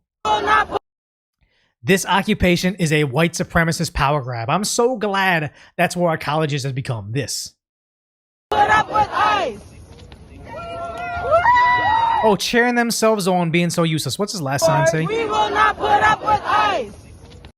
This occupation is a white supremacist power something, Slave Patrol 2.0. And the most ironic part about this is when you have these white liberals out there arguing against ICE patrols, they say, I had to tell my gardener to stay home. Who's gonna go pick the fruits at for our farmer's market? Oh, they raided a pot farm and they got rid of all the cheap labor. It's like, which side is siding for higher wages for Americans and paying living wages? Because if you take out all the cheap labor off the books, we still need to have the fruit to be picked. We still need people to, do housekeeping or the lower end jobs. If Americans won't do it at that rate, they have to keep on increasing the wages until it becomes closer to a living wage. And it's not always going to be a living wage. But they say they're slave patrol. It's like, well, they're arresting the people doing the jobs that Americans won't at that rate. Which one is advocating towards slave patrols? Very interesting that there's no college to tell them the flaws in their logic. Yeah, Killinator, welcome back. Who's gonna clean the toilet? No ice! If you're paying over 100 grand so they can make these little signs of like Muppets here, they need a refund, guys. But here, yeah, ridiculous protests, but also they're out there banging pots and pans outside some sort of hotel because this is getting their way. Again, they've been doing this for months. They've been doing this for months, and it has yet to actually cause a single person to not get deported. They're so proud of themselves. Minneapolis police in below zero temperatures taking turns defending... Oh, that happened so fast. Defending a building over people. Again, they don't care about all the victims of these criminals. They just care about... Hey, there was a 5-year-old with bunny ears on, so we can all cry about that, despite the fact that they seem illegal, that they're so desperate to protect, abandon them, and you had a mother that was unwilling to take the kid in. So proud of themselves. Enjoy a 1 minute of this unedited clip like this accomplished anything. Again, did this accomplish anything? This was like when they protested outside the alleged hotel that J.D. Vance was in, only to later find out J.D. Vance had been in D.C. for hours. But the more scary part about this is you have ICE, not even ICE. Was this? This might even just be law enforcement talking to somebody. U.S. Postal Service on the job calling them effing losers, I think. That was them, or might be the camera guy. United States Postal Service. Yeah, so it wasn't. But yeah, giving the finger with a very identifiable hand tattoo on the job in a vehicle that our tax dollars paid for, flipping off federal employees. This person needs to maybe not be in jail, but this person needs to be immediately fired because with all the mail-in voting, I don't trust them to actually turn in ballots or deliver ballots the correct way. Yeah, I don't know. What is this? What city is this? Because obviously they have the number back there. They have the intersection. GPS tracking can tell you exactly who this driver was. Yeah, goodbye pension, goodbye job. Okay, so they even zoomed in. They know who it is. They know what the tattoo is. You got the cross streets. You got everything. But it's like, cannot trust this person. And it's getting bad because you see this from the Detectives Endowment Association, which I believe is an official New York City account. Seems to be verified, but anybody can purchase a verification. But apparently, they said, the story's going viral. Last week, 2 New York Police Department detectives were mistreated while seeking medical attention at NYU Langone Cobble Hill emergency room after being injured on duty during the arrest of a violent perpetrator. Upon arrival, they were met with rudeness, disrespect, and a lack of basic professional courtesy by hospital administrators, so activists working at this place. It is an outrage that any New York detective injured in the line of duty should have to worry about being treated at any hospital in the city they protect, as nurses across the city strike over issues like workplace safety. Treating detectives poorly is not how to make the hospital safer. No one, especially detectives injured in the line of duty, should face such treatment. The DEA is investigating this matter and will pursue all available remedies to ensure our members are treated with the dignity and respect they have earned. So again, activists out there responsible for treating the community, possibly being paid by the American taxpayer, because it's like, I believe NYU is, no, it's not a public school. But the idea that they will not give you treatment. They think you're ICE, either you are ICE, or they think you're ICE. They think you're a MAGA, they think you're conservative, they're going to harm you. It's gone past the uselessness of saying, oh, we're going to buy salt from Target and return it over and over. These activists are now leaking into real world stuff, impacting everybody. Kind of scary, but the thing is, though, at least they're starting to find that they're not free to just do this. Like the detective, the NYPD is going to go after these nurses. Hopefully they find this U.S. Postal employee. But now just the antagonizers on the street are starting to get added to a database. The same way they want to unmask ICE and know who they are. They're getting identified as well. What you guys are doing here? Yeah. Look at them. Look at them. The ICE is here, guys. Be careful. Be careful. They're over here. What accent is It's that? not illegal to record. Exactly. Yeah. That's what we're doing. Yeah. Why are you taking my information down? Because we have a nice little database. Oh, good. And now you're considered a domestic terrorist. So That is a laugh. The emphasized laugh is a laugh of discomfort. Wait, what? I'm going to be a domestic T? For videotaping you? This is not just videotaping. Again, they try to mitigate what they're doing. Obviously, if they're being videoed, they've been following these officers for a long period of time, impeding on their investigation, whistling, honking, whatever, putting information on a database. I saw ICE at this location, blah, blah, blah. They're finally about to find out. Are you crazy? I'm sure if they're recording your face now, they've been recording for a period of time because they just don't understand the implications of what they're doing. Like, this is a person that literally just does not understand basic instructions and cause and effect of her own actions. Hi, you have any questions?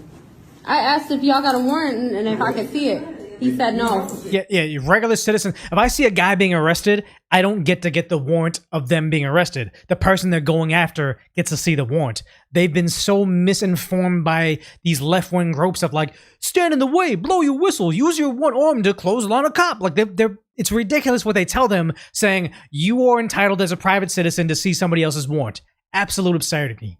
So because you're not related to this person, we don't have to Okay, show well, you I'm anything. here to just observe. That's I have within my right to That's do cool. so. But all that noise, all that stuff like that, you're impeding our investigation. I don't know what you just said. I don't speak Spanish. I'm not speaking Spanish. I just heard your Spanish accent. I don't. Very interesting how they always accuse the Trump administration. They're going after brown people. They're going after people because they have an accent and sit here and try to shame you for having an accent. I don't know what you said. You're speaking entirely too fast. I don't really want to engage with you, honestly. Just leave. I'm just letting you know I'm here. I don't want to engage with you. I'm just going to sit here and antagonize and record you and say, how come we can't see the warrant? This is for you to understand.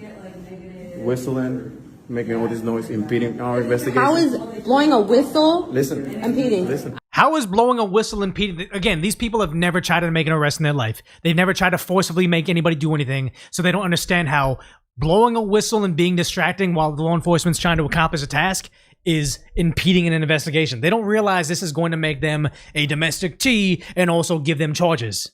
I'm done talking to you. Listen, you can get out of my if face. you continue that, we're gonna arrest you. All right? So this is your first and last warning. Good. Don't do it again. Don't impede. I will arrest you. Only saying it once. Fair warning. Howdy. Yeah. And then it's like, stop recording right there. I wonder why they stopped recording there. Maybe they just clipped this clip. But the idea is they're starting to find out because I don't even know. Okay, this is a video I can show from Kevin Posobiec. There's a car crash. They don't really know why, but then they start throwing snowballs at the BORTAC agents. And if you're uncertain, Border Patrol has the tactical department up there. They're like SWAT. If you remember that the Uvalde shooting, very tragic, that local authorities wouldn't go in there to save the kids. Border Patrol, BORTAC, those are the badasses that went in there to stop a shooter. This is who they're trying to throw snowballs at. Blowing whistles at BORTAC. Oh.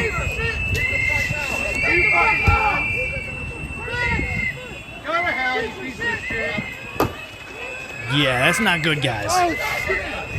What does the sign said? The federal government is manufacturing consent to execute who resist... No. Something who resist their terror. ICE or terror, kidnappers, murderers, kick them ICE out of Minnesota now. Yeah. Never mind the actual terror they've imported. The people that are in part of terror groups that are on terror watch lists that came into the country. They're worried about the people stopping them. This is brainwashing.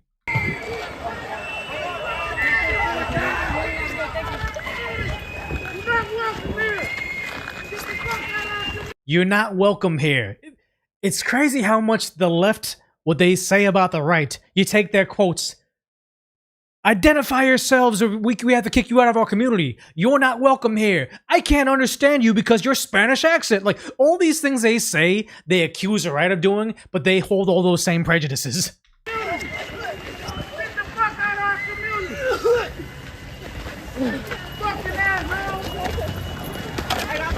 I got this in my mouth. They're not going to stop a single deportation. They themselves will get maced, thinking they're doing the right thing. But again, yeah, they maced this guy right in the face. I don't think I can pull. Yeah, I don't know if I can play this full video. He just straight up gets maced point blank in the face because they're clashing with the protesters out there. And yeah, it makes for good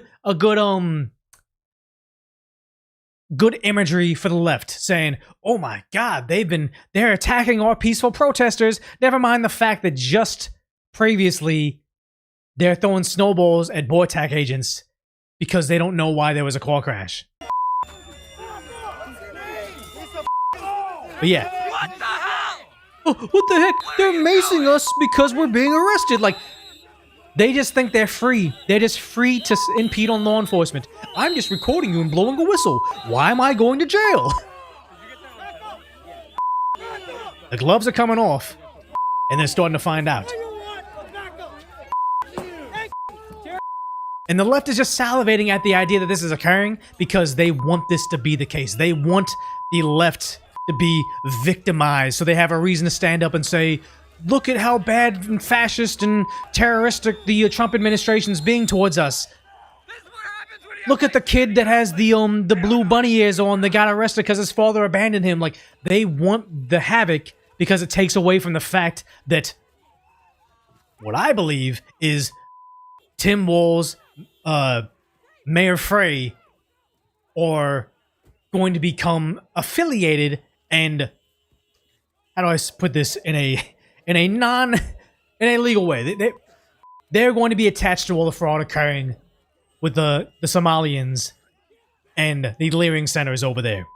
They want this to occur so they can have their National Guard and their local officers facing off with BORTAC agents because they're very afraid they're going to be prosecuted themselves.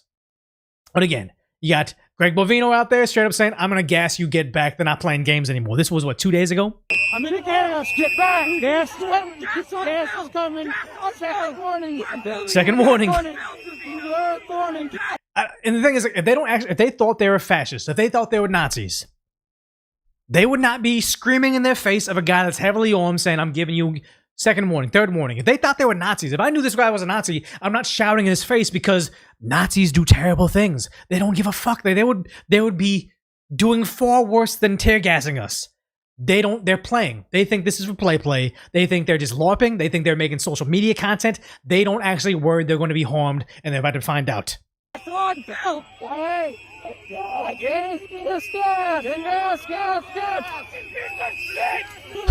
How dare they do something he told me to do? I should be able to just break the law indiscriminately.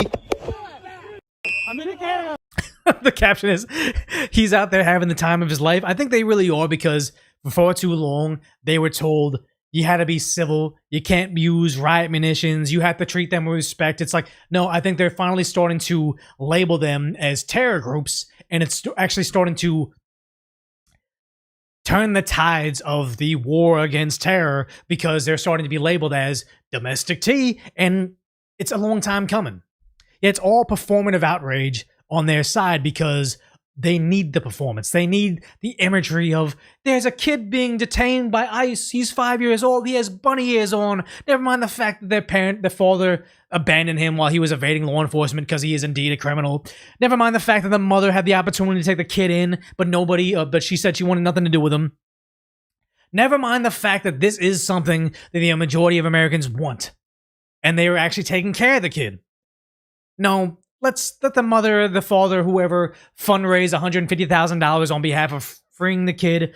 Just let the Democrats gain power and vote for things, and let people take to their selfie cameras on TikTok and cry about stuff that never happened. This is what they want because they can't win the argument based on fact. Yeah, World War III or Civil War III, Tokyo Drift. I mean, at least Tokyo Drift had some good lines, some quotables. Next census is 2030. I mean, I don't think the censuses are correct.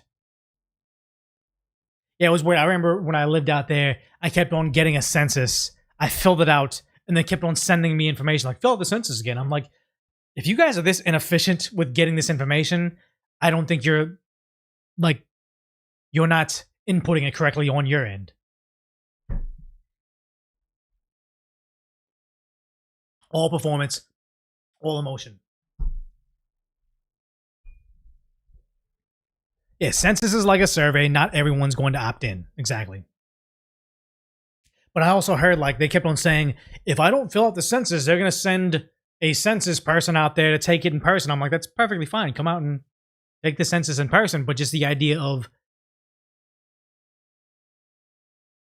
I don't think, if you think everybody in my apartment complex didn't fill this out, then it's going to take too long for this. I don't think it's real. The silent majority will not be silent forever. Exactly, that's what's happening right now.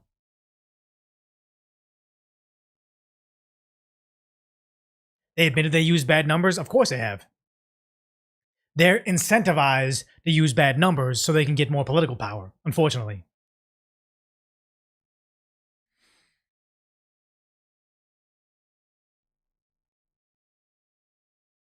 But in other news, I think Tim Walz is about to find out, because they say the Minnesota fraud ringleader claims leaders knew about the Stacks money was being stolen. I think the first, like I said right here, the first snitch always gets the best deal. I think that's exactly what's happening right now. Ringleader of the $250 million Minnesota welfare fraud scandal, telling Fox News she believes the state leaders knew taxpayer money was being stolen and did nothing to stop it. Of course they did, because they're getting a piece of it. Like, what did they find in Minneapolis or just Minnesota entirely? That most of the maxed out contributors had Somalian sounding names and they had jobs in unemployed or healthcare. Seems interesting on how he wants open borders to get people that are on welfare that are unemployed, and also people that are building healthcare facilities, and also campaigning on providing more healthcare for people. But I guess, how high up do you think the message went that there was fraud? Like, do you think it made its way to the governor's office? I struggle to believe it didn't. I have to believe that the governor's office and Keith Ellison's office were aware of this. First snitch always gets the best deal. They've said they were involved in helping the FBI. They've said they were made aware. A spokesperson for... Because for, like, what was it, over a decade, they knew about the healthcare fraud situation, and yet they kept on contributing to it. They even had the same people in the same building get exposed for fraud, close down their Leering Center, and open Leering Center 2.0, same location, same person. They didn't care. The state attorney general responding, saying in part, quote, treating the words of a convicted fraudster like Amy Bach as though they have any credibility is shocking. I agree. She is a liar, fraudster, and manipulator of the highest order who has never acknowledged or accepted her guilt. And here's the thing is, I agree with that, but also, first snitch always gets a best deal. That might be what's happening here, because, yeah, you have Fox News reporting on that AG. Fox News alert, also in Minnesota, the convicted ringleader of one of the state's biggest fraud schemes is speaking to Fox News from behind bars. Now, she believes that the scam was no surprise to local Democratic leaders, and she's naming names. She spoke to Alexis McAdams. Hi, Alexis. Hey, Dana. Yeah, so everywhere you look in the state of Minnesota, right, there seems to be another fraud scam. So this one involves Amy Bach. She's a Minnesota woman convicted of fraud for taking taxpayer money that was meant to feed hungry kids. But listen to this. Bach. And here's the thing is, you will not see a single white conservative saying, wait, Amy Bach is white? Then no. Protect Amy Bach because this is an attack on white people. It's like, no. Just because you think it's racist to say a Somalian fraudster needs to go to prison. I'm not saying all Somalians are doing it, but let's just send that single Somalian fraudster, or not the single one, but every instance you find a Somalian committing fraud, throw them in prison for decades, then deport them after. Make them work off their debt too. But the idea that they say, oh, this is an attack on Somalian community, it's like, no, this is an attack on fraudsters. It's not our fault you think all of them are fraudsters. Tells me the real issue here is the state of Minnesota, which she says kept giving scammers your taxpayer money even after they were flagged as fraudsters. I have to believe that the governor's office making these meals. They got paid by the state for those meals, but they just pocketed the cash. Bach, who's looking at 30 years behind bars, tells me the state signed off on those businesses, not her. It all went through a process. Who did she give money to? They were on all the back approved. end? They were all paid by the state, yet all the fingers are being pointed at me. And it's not just Bach. Whistleblowers told a congressional committee Minnesota Governor Tim Walz and Attorney General Keith Ellison there ignored warnings for years as millions of dollars and millions were stolen on their watch. Congress is investigating a long list of massive fraud schemes in the state. It's hard to keep up. Prosecutors say it's led to... Oh, and that, I forget what his name, the blind guy. He was finding a bunch of fraud too. I forget his name. It's too blurry right there. But yeah, no, they've been finding this for a while. I think he was part of a Doge. At least $9 billion in fraud, Dana, and counting. Congress also asking why the attorney general there would meet with a group of Somali fraudsters, which were under FBI investigation in 2021. The group can be heard in an audio clip given to us by Bach's lawyer, offering to donate to his campaign if he can help them get their funding flowing again. Of course it happened. Ellison denies any wrongdoing here. And that's why he's saying, Amy Bach she's a fraudster, don't believe her. It's like, yeah, I mean, most of us won't, but it's a sinking ship. I think they're all going to start snitching on each other. Slammed Bach in a statement to Fox, calling her a liar and manipulator, adding now she's on a media tour to deflect her guilt onto others instead of finally taking responsibility for this fraud. But I don't think she did it alone. Yeah, this fraudster receiving these millions of dollars, somebody else was looking at it and allowing this to happen. They need to go to jail too. If it means she doesn't do 30 years, she does 5 years. If it means other people up the chain go to jail, I'm for it. Scheme that she ran. So we reached out to Governor Walz too, Dana. He didn't get back to us. House Republicans say it's just getting started. They want to subpoena Walz and Ellison because they say they're responsible for ripping off American taxpayers. And here's the thing, is like, this is on Fox News. How come the other outlets aren't reporting on this, at least to dispel the rumors? Because you have, what is it, Liz Collins saying Walz is raising money for his legal defense team. He says, Tim Walz here. Last week, the federal government opened an investigation on me. Yeah, they already served his office with subpoenas, I believe. This comes weeks after the federal agent. Oh, so he's fundraising off of Renee Good's death.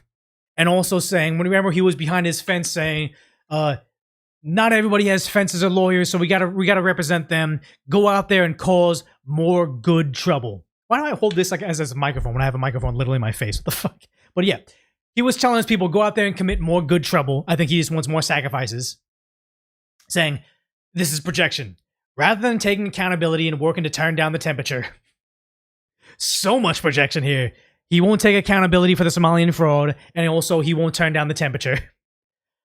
He's saying Donald Trump and his admin are fanning the flames by targeting me for demanding transparency and answers. It's all projection. We demand transparency. We want answers. Why was there hundreds of billions of dollars lost in fraud in your state? Turn down the temperature. Let ICE do what they need to do. Let the federal agents do what they need to do. Comply with the investigation. But he says, let me be clear. Weaponizing this justice system and threatening political opponents is dangerous authoritarian tactic, and I won't let it slide. Again, exactly what they did against Trump. My job is to defend Minnesotans and the rule of law, and I'm sure as hell not backing down. But the road ahead is long, difficult, and expensive. Yes. If you're with me, please rush a donation to our legal defense fund and ensure we keep fighting for accountability, transparency, and justice. No, Walz should get a public defender assigned to him at random. Donate to the DGA legal fund. DOJ is investigating Tim Walz on baseless charges. Donate now to aid his fight. Give us $1,000 and make it monthly. I think this is beyond hilarious. That I'm so innocent, I need everybody to give me $1,000 a month. But again, this is how bad the fraud is. Here Trump is saying, hey, give $2,000 to Americans for the tariff dividend. With Kevin Hassett on that, or do you think you can do that unilaterally? I don't think we would have to go the Congress route, but we'll find out. The reason we're even talking about it is that we have so much money coming in from tariffs that we'll be able to issue at least. I thought tariffs were going to ruin Americans. I thought the tariffs would be prices, increase of prices being passed on Americans, not $2,000 to every American in the middle class. At least a $2,000 dividend and also pay down debt for the country. But we'd do a $2,000 dividend to the people of our country. Would probably set a limit of, income limit. I think it's like $100. What's the limit? Is it like $100,000 and you don't get the check? Where it made sense, but we will be able to make a very substantial dividend to the people of our country. I believe we can do that without Congress. Yeah. Do it without Congress. They're really mad about it. Same way during COVID, he wanted to give a stimulus check to all Americans. I don't think it was a good idea, but the idea that he told Pelosi, if you give me a clean bill that just puts checks in American people's hands, doesn't give a portion of it to count the number of amberjack fish in the Gulf of Mexico, give me a clean bill, I'll sign it today. They refuse to do it, but they're against Americans getting money, because you have Tim Walz fighting against Americans getting checks because he can't get his cut first. Here we are in 2025. The quote, and I believe he made it in St. Cloud when he was there, healthcare will be easy, I can fix it on day one. He is a damn fool. And everybody who deals with healthcare knows that that is.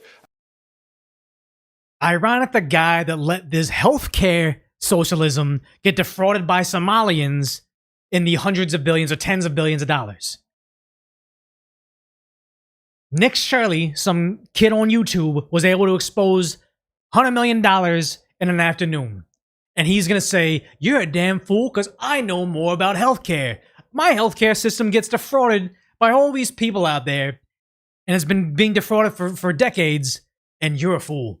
And I don't understand where the outrage is around this, because there's nothing. And the idea for every single person sitting in this room and every single person listening and reading, the idea that he is going to give you the money and you're going to go out there and buy this healthcare. The idea that Americans get money? Where's the outrage? How come we don't get the money first? Oh, thank you, the Reality's Dork giving 55 gifted subs, thank you. But how dare Americans get cash for healthcare? In my day, when we give you healthcare, the government gets the money. We let Somalian fraudsters take out $10 billion of it, and then healthcare becomes too expensive for you. Where's the outrage? Is the stupidest assessment of healthcare that I have ever heard out of someone in a position of authority. It's so stupid. How come when you're in a position of authority, we give taxpayers money instead of fraudsters? Because the fraudsters give us the money. They give us a kickback. Why would you not skim off the top? We've been working on this for decades. Everyone knows that that is absolutely not true. But apparently now, that's the plan. Spoken by someone who I guarantee you has never had to purchase their own health care or look at a premium cost or worry about it rising. I feel like Trump is showing us how much healthcare has risen, like on Truth Social. He posts, this is what it was before, this is what it was when I was in office, this is what it was when Biden was in office, now here it is after Obamacare. Like, he's posted that. He's showing you the amounts. I don't think he knows what he's talking about. So it's easy to live your life when somebody else mowing your yard and somebody else is paying for your health care and somebody else is looking at the... His life has been in politics. When he was a school teacher, somehow he was mysteriously affording all these trips to China. It's all projection. Somebody else has been paying for his ride the whole way through. Bills. That's not how life works for folks.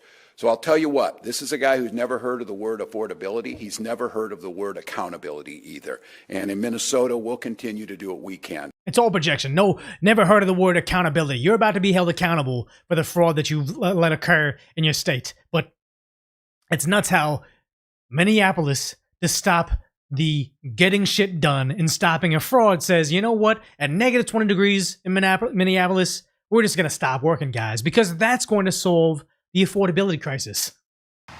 Today, activists are planning for a major rally and a march here downtown as part of a statewide shutdown that they're calling a day of truth and freedom, with no work, no school, and no shopping. So folks, truth and freedom means no shopping. Can come out and focus on protesting ICE. Got it. Okay, Garrett, we'll get you back inside there. Chilly there in Minneapolis. We'll watch it throughout the day. Thank you much. Sandra? Yeah, he's out there saying they're going to stop working, like that's going to accomplish anything. But this is what they're protecting over in Minneapolis, this gem over here.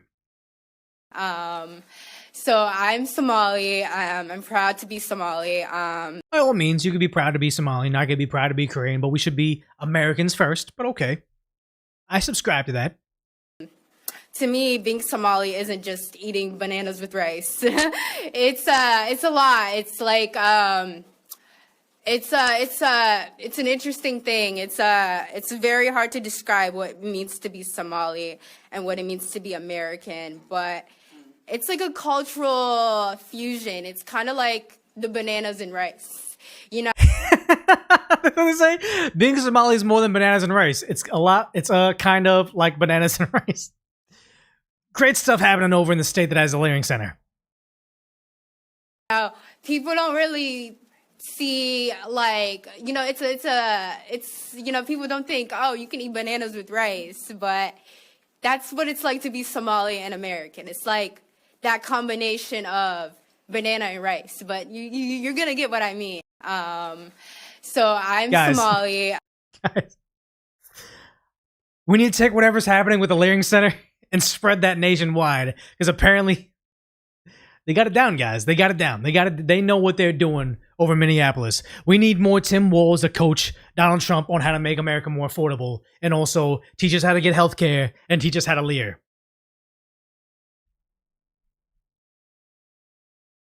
Yeah, I'm glad. Okay, glad you watch the live stream here. You catch the clips on Decaf Decoy. It's an easy way to just kind of consume the content you want to. I mean, if you want to hang out and be in the chat, awesome. But if you just want to see what you want to see, it's good. I mean, a lot of these videos I'm doing today would have been a Decoy voice video, but it's like an 8-minute video with 5 minutes of me talking, going through 20 clips real quick in 3 minutes is different than us actually sitting here talking. Yeah, this is why China will win. Kind of sad. Kind of sad. Did I forget to mention bananas and rice? I mean, of course you did. Bananas and rice. Hopefully, yeah. Hopefully he'll be in jail. Don Lemon. Donnie Somali. He'll use his streaming nuisance content to land himself in jail at some point in time. That'd be awesome. Oh, thanks, Chex, for liking the content. More leering needed. Yep. Here's the thing, is like you said, Somalians can't claim bananas and rice. Southeast Asians already eat that, but I mean, we shouldn't have find commonalities. We all like chicken and waffles. Cool. We shouldn't say it's racist to say one people like it and other people don't. It's like, no, we should be American, a melting pot that loves to adhere to, or loves to come to America to honor Western culture. Not say, oh, we're a melting pot. That means we're always going to be segregated and hate each other.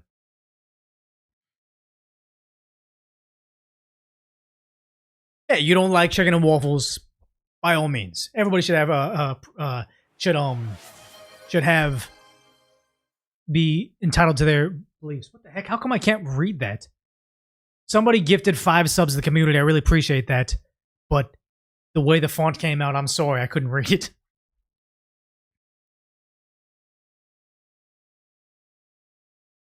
Yeah, they should make an example out of Don Lemon. I like the idea. We covered it early in the video where Don Lemon is challenging them to arrest him, and just like that alleged combat vet challenged the attorney general to come after him, and they arrested him shortly after. Love it.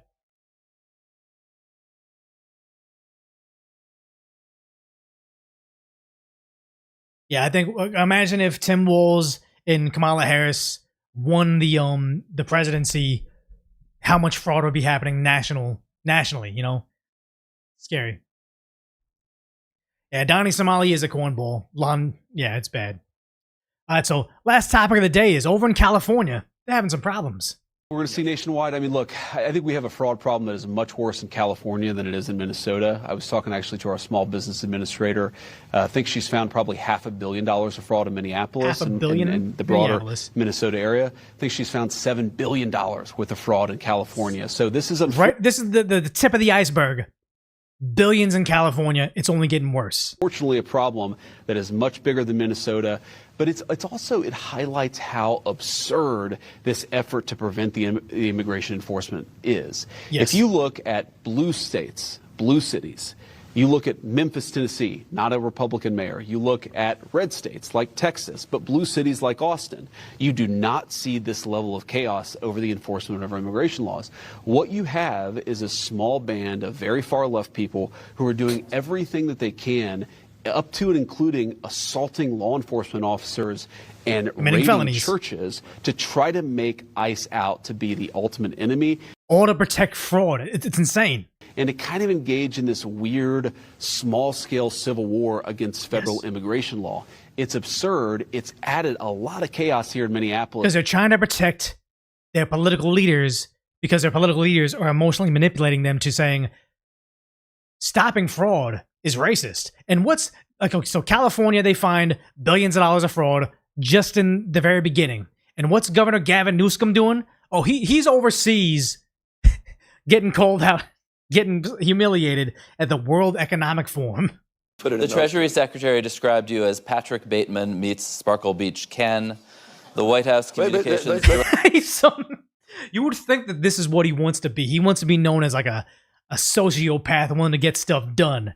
And also wants to be Sparkle Beach Ken, because that's what, his appearance is what he has going for him. Like, if you were to cast a president in the 90s, it would be someone that looks like Gavin Newsom. But him hearing exactly what he wants. And why is he's getting more and more red and orange now. But he hates it so much. Described you as Patrick Bateman meets Sparkle Beach Ken. The White House Communications Director. For a guy that wants to be able to take a joke, he can't take a joke. Someone called me, I don't know, Tim Pool meets Scorpion from Mortal Kombat. I would laugh. He can't take a joke. That was the U.S. Secretary of Treasury. I have a couple more, and then you can respond. The White House Communications Director called you Gavin Newsom, and an official White House account, a federal government account, described you with that's a very online sexual slur that people here probably don't want to hear at 8:30 in the morning. And you're, in some sense, responding in kind. Mad. Waving the knee pads around. I need his paws on his face. Right. And you're... He's so disgusted that he's not this beloved character that people just eat up his propaganda, because when he's not there getting insulted for being a bootleg Sparkle Beach Ken, he's out there being oddly obsessed with Trump and knee pads. It's kind of disgusting. And they're the new Trump Signature Series knee pads. And they are available online. Someone conveniently threw knee pads at him that have Donald Trump's name on them. I told you, the last one sold out. Did you just say Jackie Chan meets Ben Shapiro? See, that's hilarious. I talk fast. I'm Asian. It's racist and also mean to the way I speak. That's a good-ass burn. I'm not sitting there, ban that guy. Mods, ban that guy. Like, no, it's like you just take it because it's hilarious. And I just want to It's a serious moment. It's a serious moment. I'm waving knee pads around. It's not just some random thing someone threw knee pads on the stage. Like, he got called out for having $100 knee pads on his website with Donald Trump's name on them and says, "You are welcome, America." He has such an odd, sexual fascination with pleasing Donald Trump. And it's bizarre because I always call Gavin Newsom like the ex-girlfriend of the popular high school quarterback, where high school quarterback broke up with her freshman year, but she's always talking about him. She goes to all his football games just to cheer against him, has this weird obsession with him. Well, thank you, Reality It's Dark, for the 5 gifted subs again. Thank you. But yeah, he's ready to put him on, always talking about him in a sexual context. Like, he thinks this is a sick burn. Oh, it's sassy. There's knee pads. It's like, why are you even, it's not even a joke of him being the spurned ex-lover. He's acting like it and going overseas to do this. We laugh. Anyway, these are available and in bulk, too. But I want to read you a couple of things the U.S. How many knee pads do you need? Because that wasn't the only time he had a weird sexual fascination when talking about Trump. Do you have a message for Europeans who are concerned about the messages from the White House around Greenland this week? Yeah, it's time to buck up. It's time to get serious. And Jump in the stop green, being complicit. It's time to stand tall and firm, have a backbone. I've seen this in the United States, the supine Congress playing both sides. Saying one thing on a text or a tweet. And again, it's more projection. What was the latest thing he had where it was he said calling ICE agents terrorists or whatever, that stokes the flames. Who was on his podcast? I forgot, chat will tell me, but it was like, that's stoking the flames. We don't want that. We should turn down the temperature. Then tweets the next day how ICE is terrorists, or he's playing both sides all the time. He's for the LGBT community in California, but then on a national stage he kind of tones it down a little bit. It's both. Other publicly, it's time to have principles. It's time to stand tall and strong. Does that mean responding with tariffs? It's time to stand united. You make that determination. I don't make that determination. But when you say standing tall, what do you mean? Just, I can't take this complicity. People rolling over. I should have brought a bunch of knee pads for all the world leaders. I mean, handing out crowns. You brought knee pads with Trump's name on it, and you find them weak. This is, oh my, look at this guy. Even he's laughing at him like, dude, the projection is so thick, you think about him a certain way. I mean, this is pathetic. Nobel Prizes, they are being given away. I mean, it's just pathetic. And I hope people understand how pathetic they look on the world stage. I mean, at least... He's saying you look pathetic on the world stage, and he's bragging about having knee pads with Trump's name on them. My God, he thought he was going to be president. From an American perspective, it's embarrassing. So what should Europe be doing? You should decide, the Europeans should decide for themselves what to do. But one thing they can't do is what they've been doing. And they've been playing. This guy's playing folks for fools. And it's embarrassing. Europeans think this is diplomacy and this will ultimately this is work. Diplomacy with Donald Trump? He's a T-Rex. You mate with him or he devours you. I have chat, let me know. Have you ever heard of that phrasing? Someone is a Tyrannosaurus Rex. You mate with him or he eats you. One, I don't know, T-Rex mating pat. No one's heard of that. Is he crying? He always looks like he just woke up crying. But the idea that he says he's like a sexual Tyrannosaurus Rex and you bed him or he devours you. Why is it always sexual with these guys? He's like soft snitching on himself. I'm bringing knee pads and I got, hey, Donald Trump, I followed you to another country. I flew across the ocean to see you and I got knee pads with your name on them and I have them in bulk and they cost me $100. Also, you're like a sexual Tyrannosaurus and you have to mate with him or he eats you. Like, guys, what? And I yeah, you said it sounds kind of cool. Like, I think Donald Trump should start advertising behind sexy T-Rex the same way that if Gavin Newsom had a sense of humor, he'd say Sparkle Beach Ken. That's hilarious, and start like advertising behind it because he always tries to copy Trump. Trump should just say, yeah, I am like a sexy T-Rex. I'm gonna eat you, whatever. Ha ha ha, like JD Vance doing that spinning fat guy meme where he just leans into it. It's funny. People like that kind of stuff. But the projection here is bizarre. One or the other. And Europe's being people need to stand, but no, the Europeans could be if they continue down this path and process. They need to stand tall, stand firm, stand united. Let's just play that back. Did he have an instant regret when he said sexual Tyrannosaurus Rex? Because honestly, I live stream. We've been doing 3 hours. 3 hours of me babbling. I'm going to say some stupid shit. I'll say, like, if there was like a clipper, probably find me saying something I later contradict, me sounding stupid, whatever. We're not meant to speak for this long in a room by ourselves like a weird schizophrenic. This is kind of weird. I wonder if on his face you see him kind of regretting him making that T-Rex comment. And they've been playing.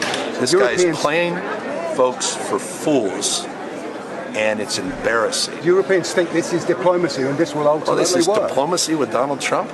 He's a T-Rex. You mate with him or he devours you. One or the other. And Europe's being people need to stand. Nah, this was a scripted line. I think that was a line he'd been planning. You mate with the T-Rex. Like, it's so bad. It's so bad. But here he is. He had that line. And here he is again, saying the same stuff, not turning down the temperature, trying to tell the world stage, oh my God, guys, you guys experience real fascism. But honestly, this is kind of like fascism. You're seeing what's playing out in the streets of American cities, what played out in California, the second largest city in the United States of America. 4,000 National Guard were federalized. 700 active duty Marines were not sent overseas. They were sent to my largest city in the state of California. Because you guys couldn't control the riots. It was burning forever. You and Mayor Karen Bass said, the riots won't stop until you send away ICE agents and you let the city burn. There was a sushi restaurant, barely hanging on. Little Tokyo having problems with the entire complex. They can't pay rent. You let rioters go on there and loot the cash register of Japanese immigrant business owners to help criminals at the what is it? The that place over in the fashion district that was known for trafficking people or trafficking money. They're laundering money. In order to protect the laundering of money from criminals, you let some poor innocent sushi restaurant get looted.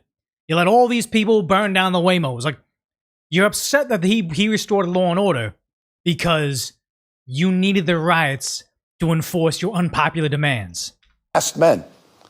Guy Greg Bavino, dressed up. It's as if he literally went on eBay and purchased SS garb. Greg Bavino, secret police, private army, masked men. Just making shit up. Greg Bavino wore something, I think he said he had it since the 90s, but now you say, oh my God, that's like what the Nazis wore. Nazis wore uniforms. You're like a Nazi. Law enforcement in his state, San Francisco when he was the mayor, Los Angeles for years, law enforcement used masks. High risk, narcos, SWAT, even the National Guard and Corn riots. They've all worn masks for long periods of time. But suddenly now, it's a problem for them. People disappearing, quite literally, no due process. Windows being smashed. Yeah, when you block streets, your window's going to get smashed. We don't listen to lawful orders. Police have been doing this before he was even in politics, and now it's a problem. Seatbelts on, being, literally just sort of cut off.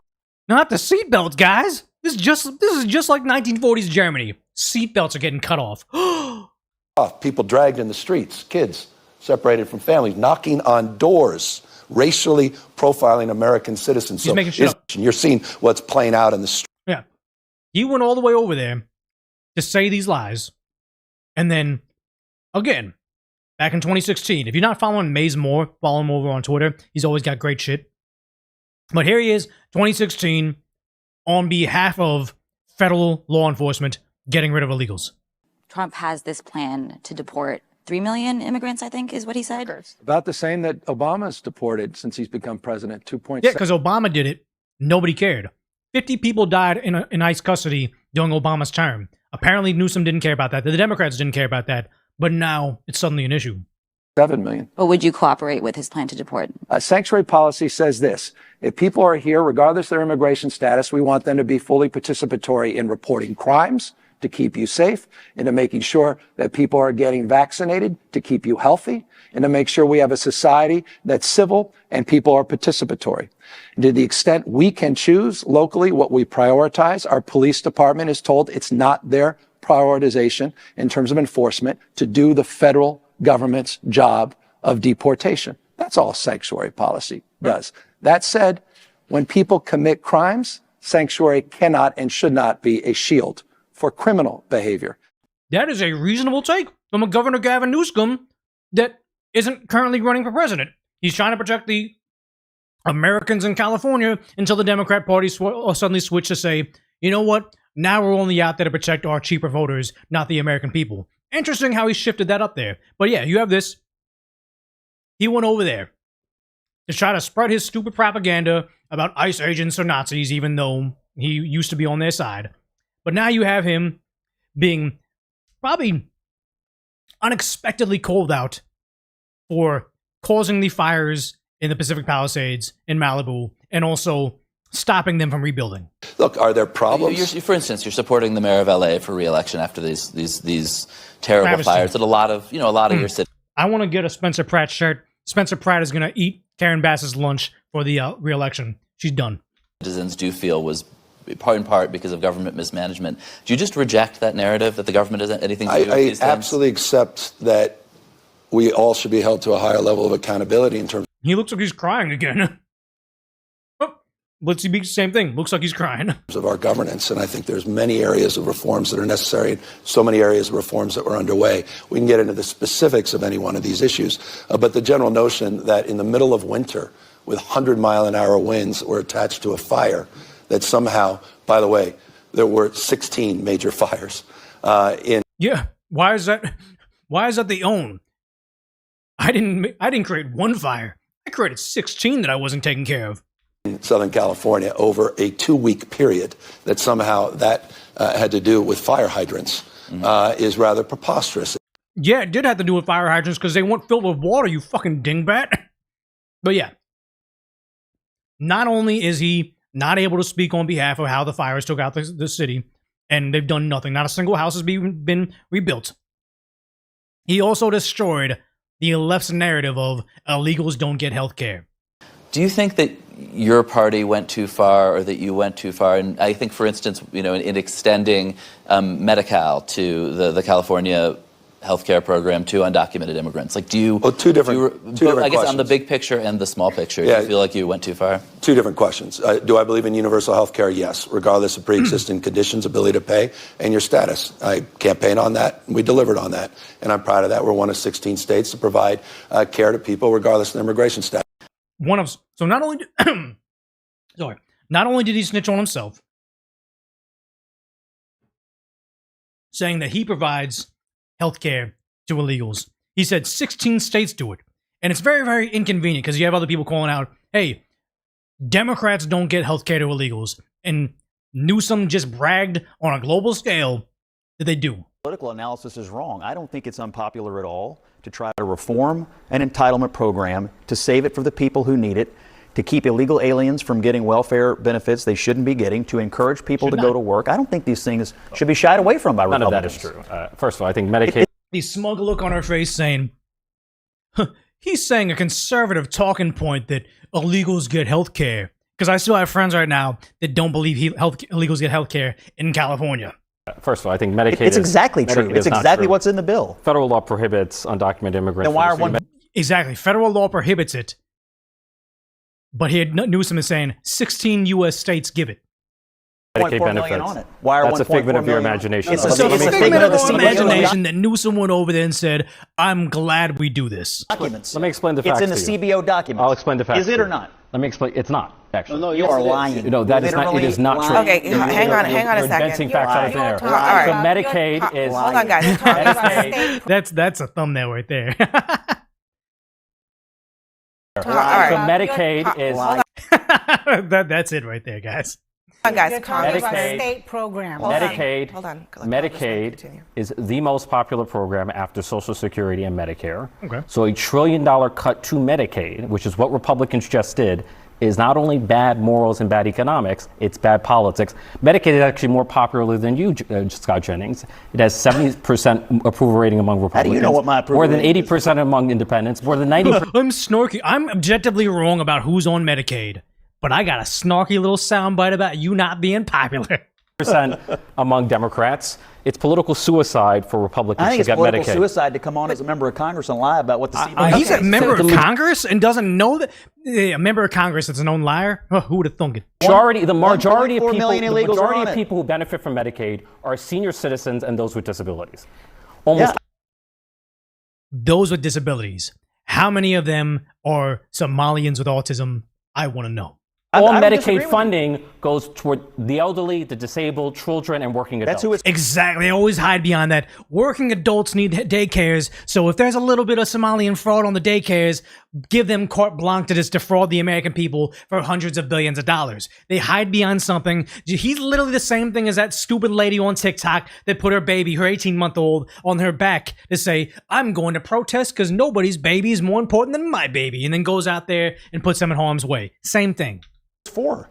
And that's it's not for illegals. And those are the people for whom it principally benefits. Scott, just to disentangle this here, the federal law prohibits undocumented people from getting Medicaid. But Newsom doesn't care about that. Okay, that is the law. But they're on it. Okay, not the federally funded part of Medicaid. States have their own. Yeah, that's why the state needs a federal government bailout to balance the books. Karen Bass, Newsom, they're both fucked. Funding mechanisms, and some of them have chosen to expand it to include everyone. There's a difference here. She's also disagreeing with that congressman too. Now, you don't like to acknowledge the difference, but that difference does exist. No. And then the congressman's like, wait, no, chill. I know Newsom just snitched us out, but I'm still living by this lie, guys. But yeah.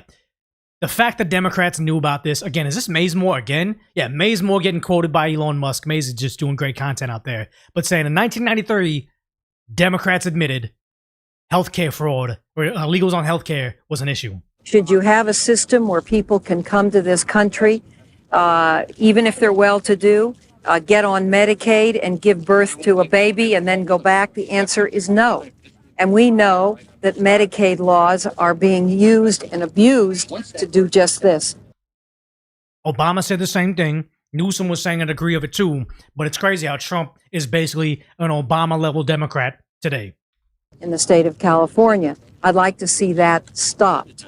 About 13% of the California prison population, costing close to $300 million a year, are illegal aliens.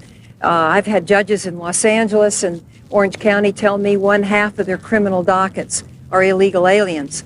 This is Presently, not changed. A convicted illegal alien has the option of serving their sentence in California or being returned to their country of origin. Then they come right back. I think that option ought to be removed. Yep. Should you have a system where people can... Here's the thing. They knew this was a problem, but they didn't solve the problem. They just leaned into it to figure out how they could benefit from this issue. It's insane that they turned on the American people like this. But so Newsom went over there to contradict what the Democrats have been saying forever, to an empty room over here because, yeah, he wants to run in 2028. Nobody cares what he has to say. Kind of like what Biden was doing back over there. But it worked for Joe Biden because of, harvested ballots, maybe? Who knows? But here's the thing. He's too busy overseas right now, while California is just literally looking like Elysium. Millionaire movie stars in their towers, while abject poverty is occurring all over the city. This literally looks like a third world nation. They said over in Skid Row, they're finding all the children there. They care about the one kid with blue bunny ears with ICE taking him into McDonald's, but not all the kids living in poverty here. He's too busy over in Davos, Switzerland, talking to nobody.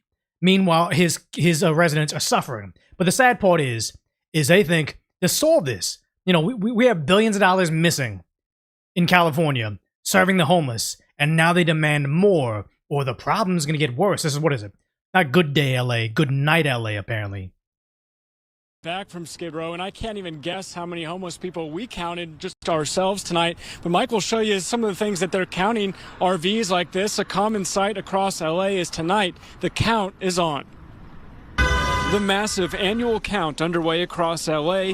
Volunteers with LAHSA hitting the streets, counting everyone. Volunteers, they had billions of dollars they lost, and now they have to rely on volunteers to do this. This is a scam.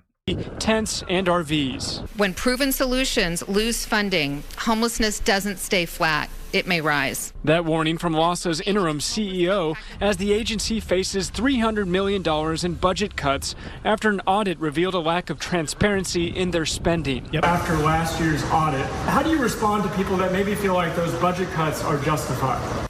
Right.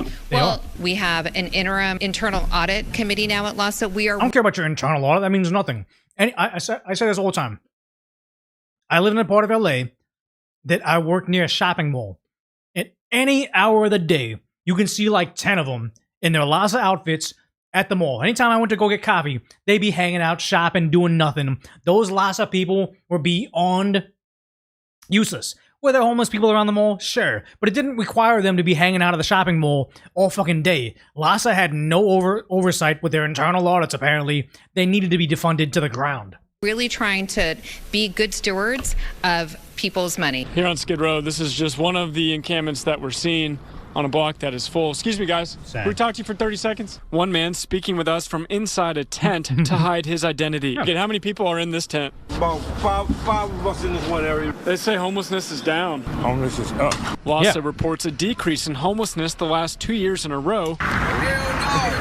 But every person we meet on Skid Row says that doesn't match their reality. That is the perfect image of California.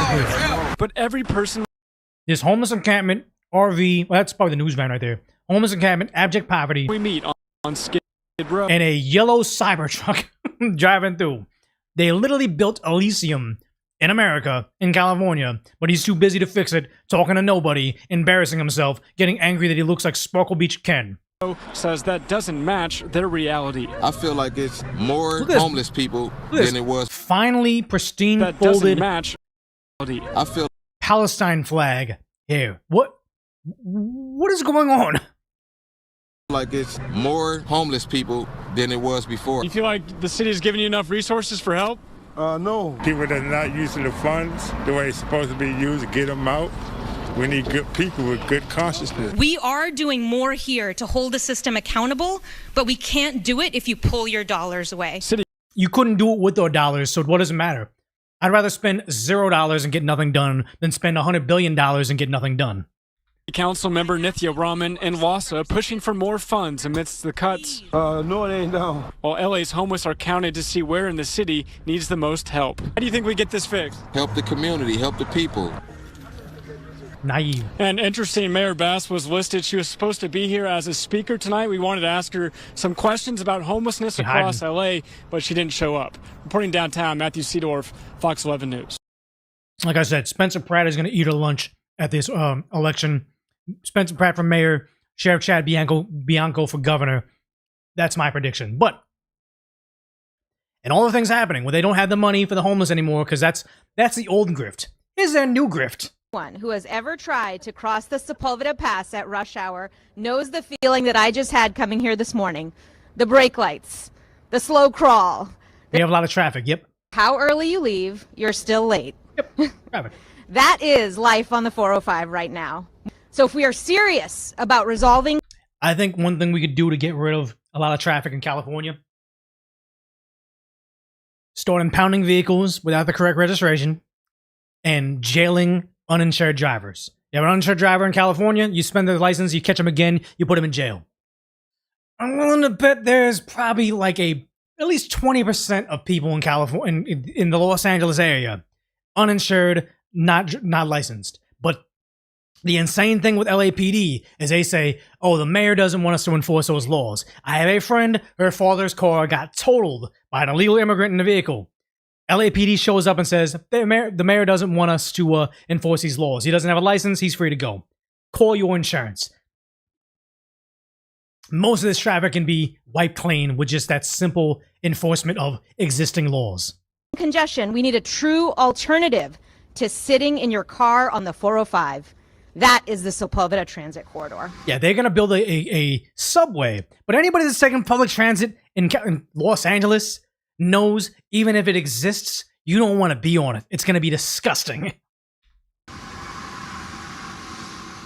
And that's what Metro Board is going to be voting on, the Sepulveda Transit Corridor project, which is expected. And after they lost all that money with that high-speed rail, I think it was like Los Angeles, Las Vegas, we didn't build that, but we will build this. To ease one of the worst traffic trouble spots in LA. Now, I think the 405 is the worst freeway in the country. According to one traffic study, 400,000 commuters drive between the Valley and the West Side on the 405 freeway every single day. The hope is that this new rail line will ease traffic congestion. The hope? You either know it's going to do it or it's not. By 100,000 commuters per day. Yeah. San Fernando Valley commuters lose 59 hours every year to traffic delays. Probably. Just from their evening drive home between Wilshire and Ventura Boulevards. That's a work week and a half of time that parents lose. They always talk to us like we're kids. Like she's a kindergarten teacher reading a picture book. That's 59 hours. That is 1 week, guys. All right, now take out your glue sticks and your safety scissors. Like that's what she sounds like. Children. All right, want to go back here Do they not have an example of this actually working? They got to use a Sonic the Hedgehog rendition? a little because back in 2016, voters approved Measure M to fund projects like the Sepulveda Transit Corridor project. It's taken over a decade for this to start? Fast forward to today, the recommendation before going before the board is for an automated heavy rail option and includes a stop on the UCLA campus. Local leaders. Oh, that's going to be great. One thing that I always despise is how everybody that doesn't know shit, people on Reddit saying, we need a public transit system. Build the buses here because we need an easy place for people to travel. It's like, no, I'm sorry, but wealthy people in wealthy neighborhoods, like they're always trying to push a bus stop in Beverly Hills, and Beverly Hills residents were rejecting it. These idiots always think you want that, but I'll tell you right now, once they built that train, that went from downtown LA to Santa Monica, which you would think, oh yeah, we get to dodge the traffic from those two locations. Like, well, if you have money, you have means. You don't want to be on that disgusting bus with all the homeless people and the lawlessness, and also the dicey schedule they run. You're gonna drive yourself. But all it did do, which was this weird thing I never would have guessed. Briefly worked in Santa Monica area, and I'm like, what's going on with the new homeless? The vibes are different. Like I grew up skateboarding on the Santa Monica to Venice pathway all the time, and then one of the locals told me that train brought a bunch of homeless people from downtown LA to Santa Monica. And it was weird. It's like the indigenous homeless guy from downtown LA is more aggressive, sometimes gang affiliated, more drug addled, and the Santa Monica homeless are more docile and chill and more like, they're still drug users, but they're a little bit different. They're like the downtown LA's, the train brought downtown LA homeless, and the downtown LA homeless bang on the Santa Monica homeless every single day, and it's made everybody hyper violent because once you introduce this level of anger and like knives and setting each other on fire and just fist fights, they all become violent. And it was so bizarre. It's like, yeah, they think, oh, this is going to make it so commuters are free to get to their job down there. It's like, I guarantee you, if a couple people get stabbed on that subway, not a single person that has the ability to drive themselves will drive themselves. So we'll take the bus instead. Option and includes a stop on the UCLA campus. Local leaders yesterday in Van Nuys UCLA campus, go on r/UCLA and see all the students crying about the assaults and the homeless people taking their stuff out or following girls around or photographing people. They're like, yeah, the campus isn't safe anymore. It's like, yeah, you're the same campus that protests against police, the law enforcement. Then you wonder why lawlessness comes to hit your campus. But then also, you want to have a mass transit system that goes through all the parts of the hood that goes right to your school. And you don't think this is going to cause problems? Project. Yeah, you say get a motorcycle and lane split. Riding a bike on the 405 is just getting a lottery ticket that says, I will get hit by a car within 1 year. You don't know if it happens on the first day or on the 365th day, but it's going to happen. It's good for students. It's good for workers. UCLA kids are going to be rich. They're going to live in Westwood. I don't really know anybody that commutes to UCLA. And it's good for families that can now avoid the traditional traffic of the 405. Those of us who grew up here in the Valley know our relationship with the cars. If you're actually in the Valley, you know how the Orange Line destroyed the city, essentially. You just took all the homelessness, put it all on just that little track. Like, I had a job that was at the end of the Orange Line. That means all the homeless and the drug users would just be on the bus and they'd get shoved off there. It became the newest hub for, how do I say, degenerate nonsense. That's what the bus brought. From once upon a time, cruising down Van Nuys Boulevard, driving the hills, getting everywhere on four wheels because we had no other choice. Is she like reminiscing on like a conservative times in California? So Modified Alternative 5 gives the Valley a real choice. A fast one, a reliable one, a dignified one. There's nothing dignified about taking California or Los Angeles public transit. I'm telling you right now. All right, let's pull. Okay, I know this area. It's going to take you Van Nuys, which I'm telling you right here, this part of Van Nuys, I had a friend that didn't know the area. Did not know the area. I felt bad. You should have told me first.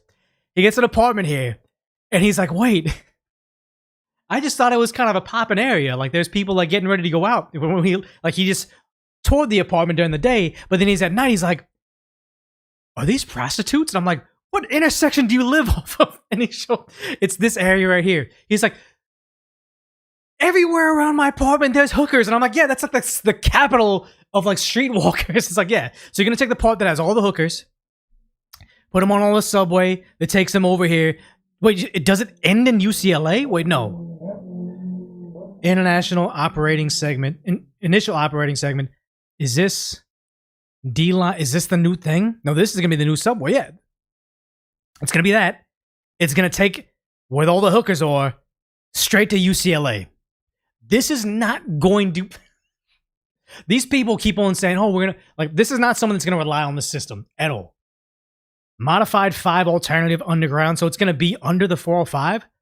No, this is going to be under, this is that other path where it's like if you take, what is it, where you go through Beverly Glen, I forgot what. I just moved out of there 2 years ago. Somebody's going to be from LA. They know this little path. Like if you want to go from the Valley to the Grove, you take this back path. It's a nice back path until there's a car accident. It's only 1 lane up, 1 lane down. You might be cutting through the 405 traffic, or you might be introduced to 5 hours of traffic. Up a map here That's of the Sepulveda. This is proposed Sepulveda. line. This project promising commuters they'll be able to travel between the Valley and the West Side within 20 minutes. That's just incredible amounts of time. 20 minutes. Saying sitting. And here's the thing: is it's not like New York City. You get here, so if you get dropped off at Westwood, you're gonna have to take a Waymo. You're gonna have to take an Uber. This is just one tiny little hub. But this takes you to like this is Culver City, so this is like where the Fox Hills Mall is. So it's not Figueroa. It's Laurel Canyon. Yeah, Laurel Canyon or that other one over there. Whatever. But thank you, Laurel Canyon. So it drops you off over at one of the busiest intersections over there off the 405. I don't know too many people, unless you live in Van Nuys and work at the Fox Hills Mall. This is useless to everybody because it's like more commonly you live in like Reseda and you work in one of like the studios in Santa Monica. You live in Tarzana, Woodland Hills, and you work over here in like Century City. This does nothing for nobody. It's for like probably lines of pockets of people getting kickbacks. In traffic on the 405 will not be the only option for Angelenos.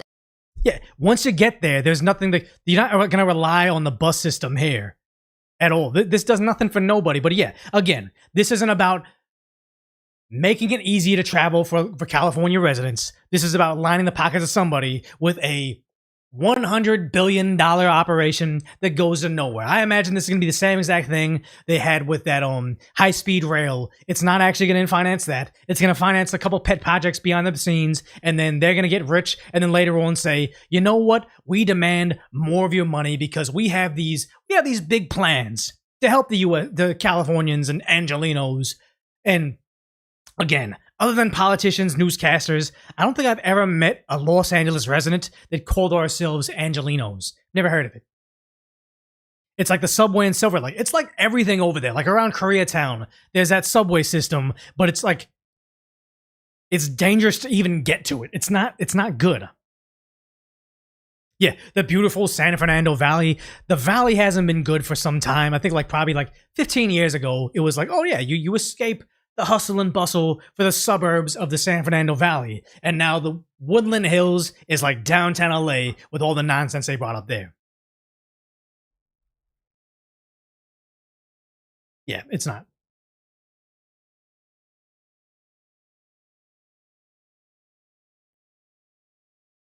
Yeah, if you used to live in Reseda, I'm sure at some point in time it was okay. Not anymore. And yeah, Celuus Fox said, I saw a passed out junkie in the gutter a block from my house. So I remember when I had a job up in the nicer, I was just say Porter Ranch. Porter Ranch is like where the Rams players, Los Angeles Rams, their practice facility is getting built in the valley. So they're living in Porter Ranch. It's a new and emerging community, $1 million small homes. It's the fucked up part is it's on the hills up north of the valley. Very, very windy at night. So it has this weird natural barrier against homeless people because they can't set up camp when it gets super windy overnight, every night. So it's like, I remember being up in Porter Ranch, seeing a homeless guy passed out, needle in his arm on the street. I've told this story a couple times. I called 911 saying, hey, there's a guy, he might be gone. Like he's got a needle in his arm. You need to send the authorities. So 911 operator gets fire on the line, and fire says, we can't show up to see this guy until LAPD sees him first. They get LAPD on the line. Okay, they said they need me, private citizen at the time, to say, we need you to detain him. I'm like, I'm not gonna fucking do that. He's knocked out. He's like, well, yeah, detain him. Like, you really want me to handcuff an unconscious person in a parking lot where he can be run over? I'm not gonna move his body. Like they said, we are not going to respond to this 911 call unless you detain him. I'm like, I'm not going to do that. So 911 says, okay, we're not coming up. They hang up. Fire says, we're not going to get there unless LAPD goes, and they hang up. And it's me and the 911 operator saying, like, the fuck? So I guess nothing's going to happen. She's like, yeah, they won't arrive. That's 911 in Los Angeles County when it comes to homeless junkies. And again, this is them bragging, crimes are down, homelessness is down, drug use is down, we're giving them free syringes. It's like, yeah, that's the part of the city and Democrat policies they don't tell you about. Yeah, they pretty much deputized me to get hepatitis G and MRSA by touching this guy knocked down on the street. And here's the thing, that guy might have been gone. We don't know, but they don't want to find out. Yeah, due to recent budget cuts, it's not your responsibility, sir. That's the thing, is you should have said he was ODing. He was essentially ODing. We saw, I was describing unconscious gentleman. I don't know if he's breathing, but I did see he had a needle in his arm. Yeah, welcome to the jungle. That's what it is. Fear not, Newscomb just spent $470 million on a new 911 system. I would not be surprised. Put something on the wall. I would put something on this wall. Like, I have this very cool thing I got. It's like a Dodger. It's like tickets from all the World Series championships, but it's not actual that. Like, instead of like seat, it says section 10, row 27, seat 20. That's how come I can't get my months? October 27th, 2020. That's the day they won the World Series. I want to put this up, but honestly, I might be moving soon. I do want to buy a home at some point in time if I can get my finances figured out, and also a good place to live. So I don't want to put stuff on the wall quite yet. But also, if I put that on the wall when I have my regular videos and I display like GIFs or videos and stuff, whatever goes there, it might kind of clash with it. So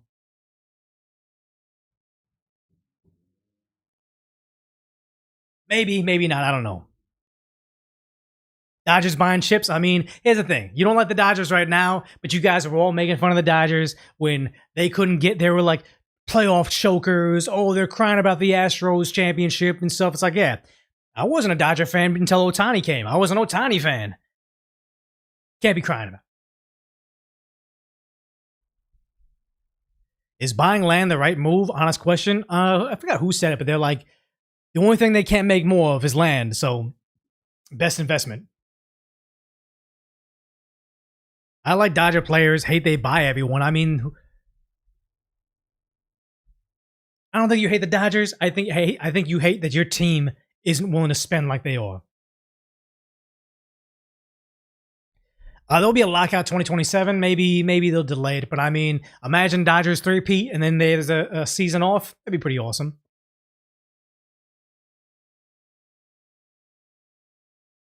MLB, no. MLB doesn't need a salary cap. They need not even a salary floor. They need relegation, delegation. What's in professional soccer where you got 20 teams and then the lowest level team drops down and you bring up a semi-pro team. And they said, oh yeah, but it's like, the stadiums. How do you manage the stadiums? It's like, I am absolute relegation. Thank you. I am absolutely certain if the Anaheim Angels, not only do they lose their spot in the MLB, their stadium gets taken over by the Ontario Tower Buzzers, the new single A team, or the Savannah Bananas. They lose their stadium too. The owner is going to sell the team, but the new owner is going to spend and actually be competitive. If every team didn't get draft picks for being suck ass, they lost their place, they would actually be competitive every single year. Yeah, not even down to AAA. They get, yeah. Single A. You start over. You know what I mean? Like, it would change everything. Every team's going to pay.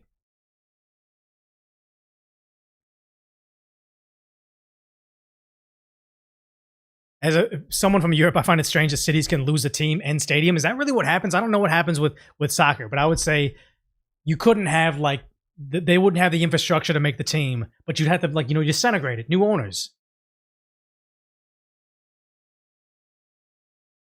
I don't think baseball is as roided up as it was before, at least in my opinion.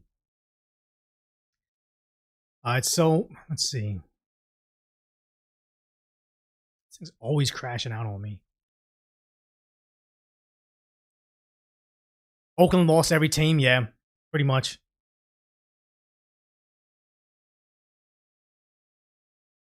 The heck? All these buttons like just stop working all the time. Soccer, yeah, I'm sorry. Football. You find golf more entertaining than baseball?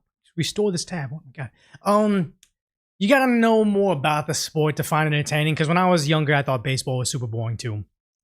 Like NASCAR. NASCAR is boring to watch. They're just driving in circles, but apparently they're all on teams. They help each other out. You can patch in on their on the team's radio, so it's apparently very, very interesting. I'm just not I'm not privy to why it's interesting.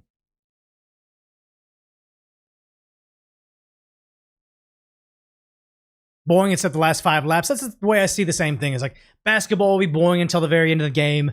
It's just the first 3 quarters set up the circumstance of, is this interesting or not? So let's go ahead and get to super chats right now. If you haven't already, you're probably watching over on Decaf Decoy. That's where most everybody is. But if you haven't gone over on Twitch yet, if you have Amazon Prime, you can attach your Amazon Prime account to twitch.tv/decoy, and you can give me a Prime sub, which the Prime sub is like $5 a month for free for you, but $5 for me. So it's pretty awesome. If it's too complicated, you don't have to, but I mean, it's just a way you can support the channel. But then, let's go ahead and get to super chats. Which Drunk Alpaca says, keep up the great work, bro. Never stop exposing the truth. So much respect for putting yourself out there and being the hero we need. I really appreciate that. Thank you. Bite Deity saying, I had a chat about Real ID with my mom. I understand they're considered creepy and possibly lead to surveillance, yes, but we both agreed they're expensive, and I'm not exactly loaded here. Well, don't super chat if you're having issues, but I appreciate that. And that's the thing, is like I think a big thing about Real ID, I think, was a fingerprint. Is that part of it? But then when you get a motorcycle, you have to get fingerprinted anyway. What are your thoughts on those ad pop-ups on YouTube while kids watch? I don't think that YouTube Kids can run the ads, so maybe I'm mistaken. Pacific's Rage with a super huge super chat saying, are there no membership options on YouTube? Yeah, on @Decoy or Decoy Boys, the original channel. I have memberships there, but I don't want anybody to be paying me twice. You watch me on Twitch, subscribe to me over there. You watch me at Decoy, subscribe to me over there. I'm not trying to milk the same people for more money, so I just appreciate it. Redonk says, Decoy, are you a fellow rider? I am. I have my helmet over there. I just haven't ridden in a very long time. Pacifist Rage says, Don Lemon needs to be sued at least. He needs to be made an example because the left has falsely labeled their opponents for way too long. Yeah. Oh, thank you, Darko Dim, for the Prime sub. But I think if Asmongold successfully sues those guys lying about him and that Asian girl, that's gonna open up the floodgates for more lawsuits for for more mainstream media lies, or left wing lying about the right wing. Dog says left wing fascism equals anarcho-tyranny. The definition of anarcho-tyranny describes the left and Dems perfectly. It really does right now, where they want stuff to be lawless, so you ask for a tyrannical government to fix it. Cryptius, oh, thank you, Mr. Togs, for the Prime sub. Crypticus MC says, hello, my fellow rice eater from the Far East. Keep up the good work. Appreciate that. Vincenti says, if Don Lemon's husband is white, yet he calls white people the devil, doesn't mean Don is the... No. I don't think he's called white people the devil. I just think he said a lot of anti-white things. Retrovet says, Don Lemon is Jussie Smollett 2.0, such a clown. He will do anything for clicks, and he calls himself a Christian. Exactly. I think that the whole Christianity label thing is just him trying to pander. Baked Buddha says, I want to know what kind of yoga Don Lemon does because he's an amazing show of mental gymnastics. Exactly. I think it's propaganda, and he thinks that you're too weak-willed to call him out on his lies. Pacifist Rage with another super huge super chat saying, RC Cola or Dr. Pepper in a glass bottle with peanuts dumped in.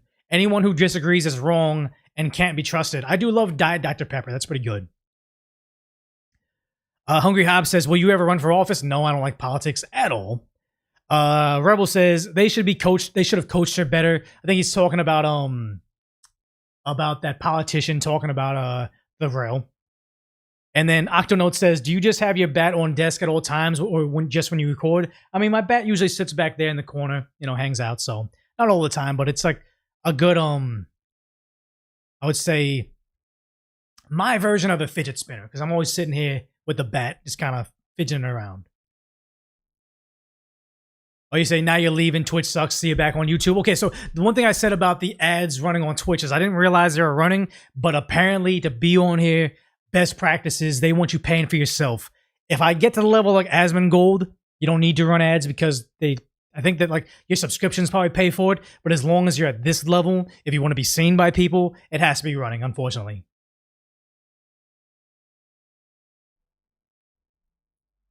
The delay, you guys get delays from ads? I wasn't aware of that. So yeah, there's other places to watch me. On YouTube, I don't run ads on the lives because I want everybody to be here.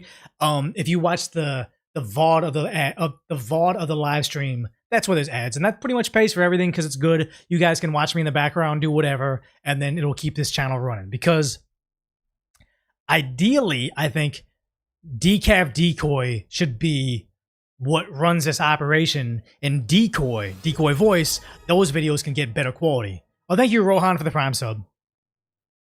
Yeah, I'm on that platform as well. I'm on all the platforms. The only thing that doesn't really work right now is the Rumble. I don't know why, but whatever. Yeah. Yeah, you guys, you do whatever you want with my ads. That's fine. I don't care. But I am trying to keep the operation expanding. Yeah. And that's what worries me about Kick. There's no ads on there. They're still paying us, but at some point in time, they're not going to let Stake just pay all the bills. At some point in time, they're going to do a revenue share. There's going to be ads. I don't think they're going to be the highest quality ads. And then how much are they really going to pay us? I don't know. Yeah, Twitch feels like Reddit, but at least we can get a different audience of people that wouldn't watch me on YouTube. Don't even watch anything on YouTube. Get a new audience, maybe some disaffected Hassan fans, possibly. Thank you, maybe Sunshine. I feel like the only thing we need to, the only thing we should push is the Instagram, because that's where people can find me, be updated on stuff. Like when I was out of town, you would have known if you were following me on there. And the thing is, Sober says, YouTube's live stream ads are terribly implemented, constantly interrupting the stream. On my side, it said, oh, would you like YouTube ads to run like off to the side? Like I would be talking and then it'd make me smaller, kind of like when you're watching football or baseball. You still see me and hear me, but there's an ad running in the sidebar.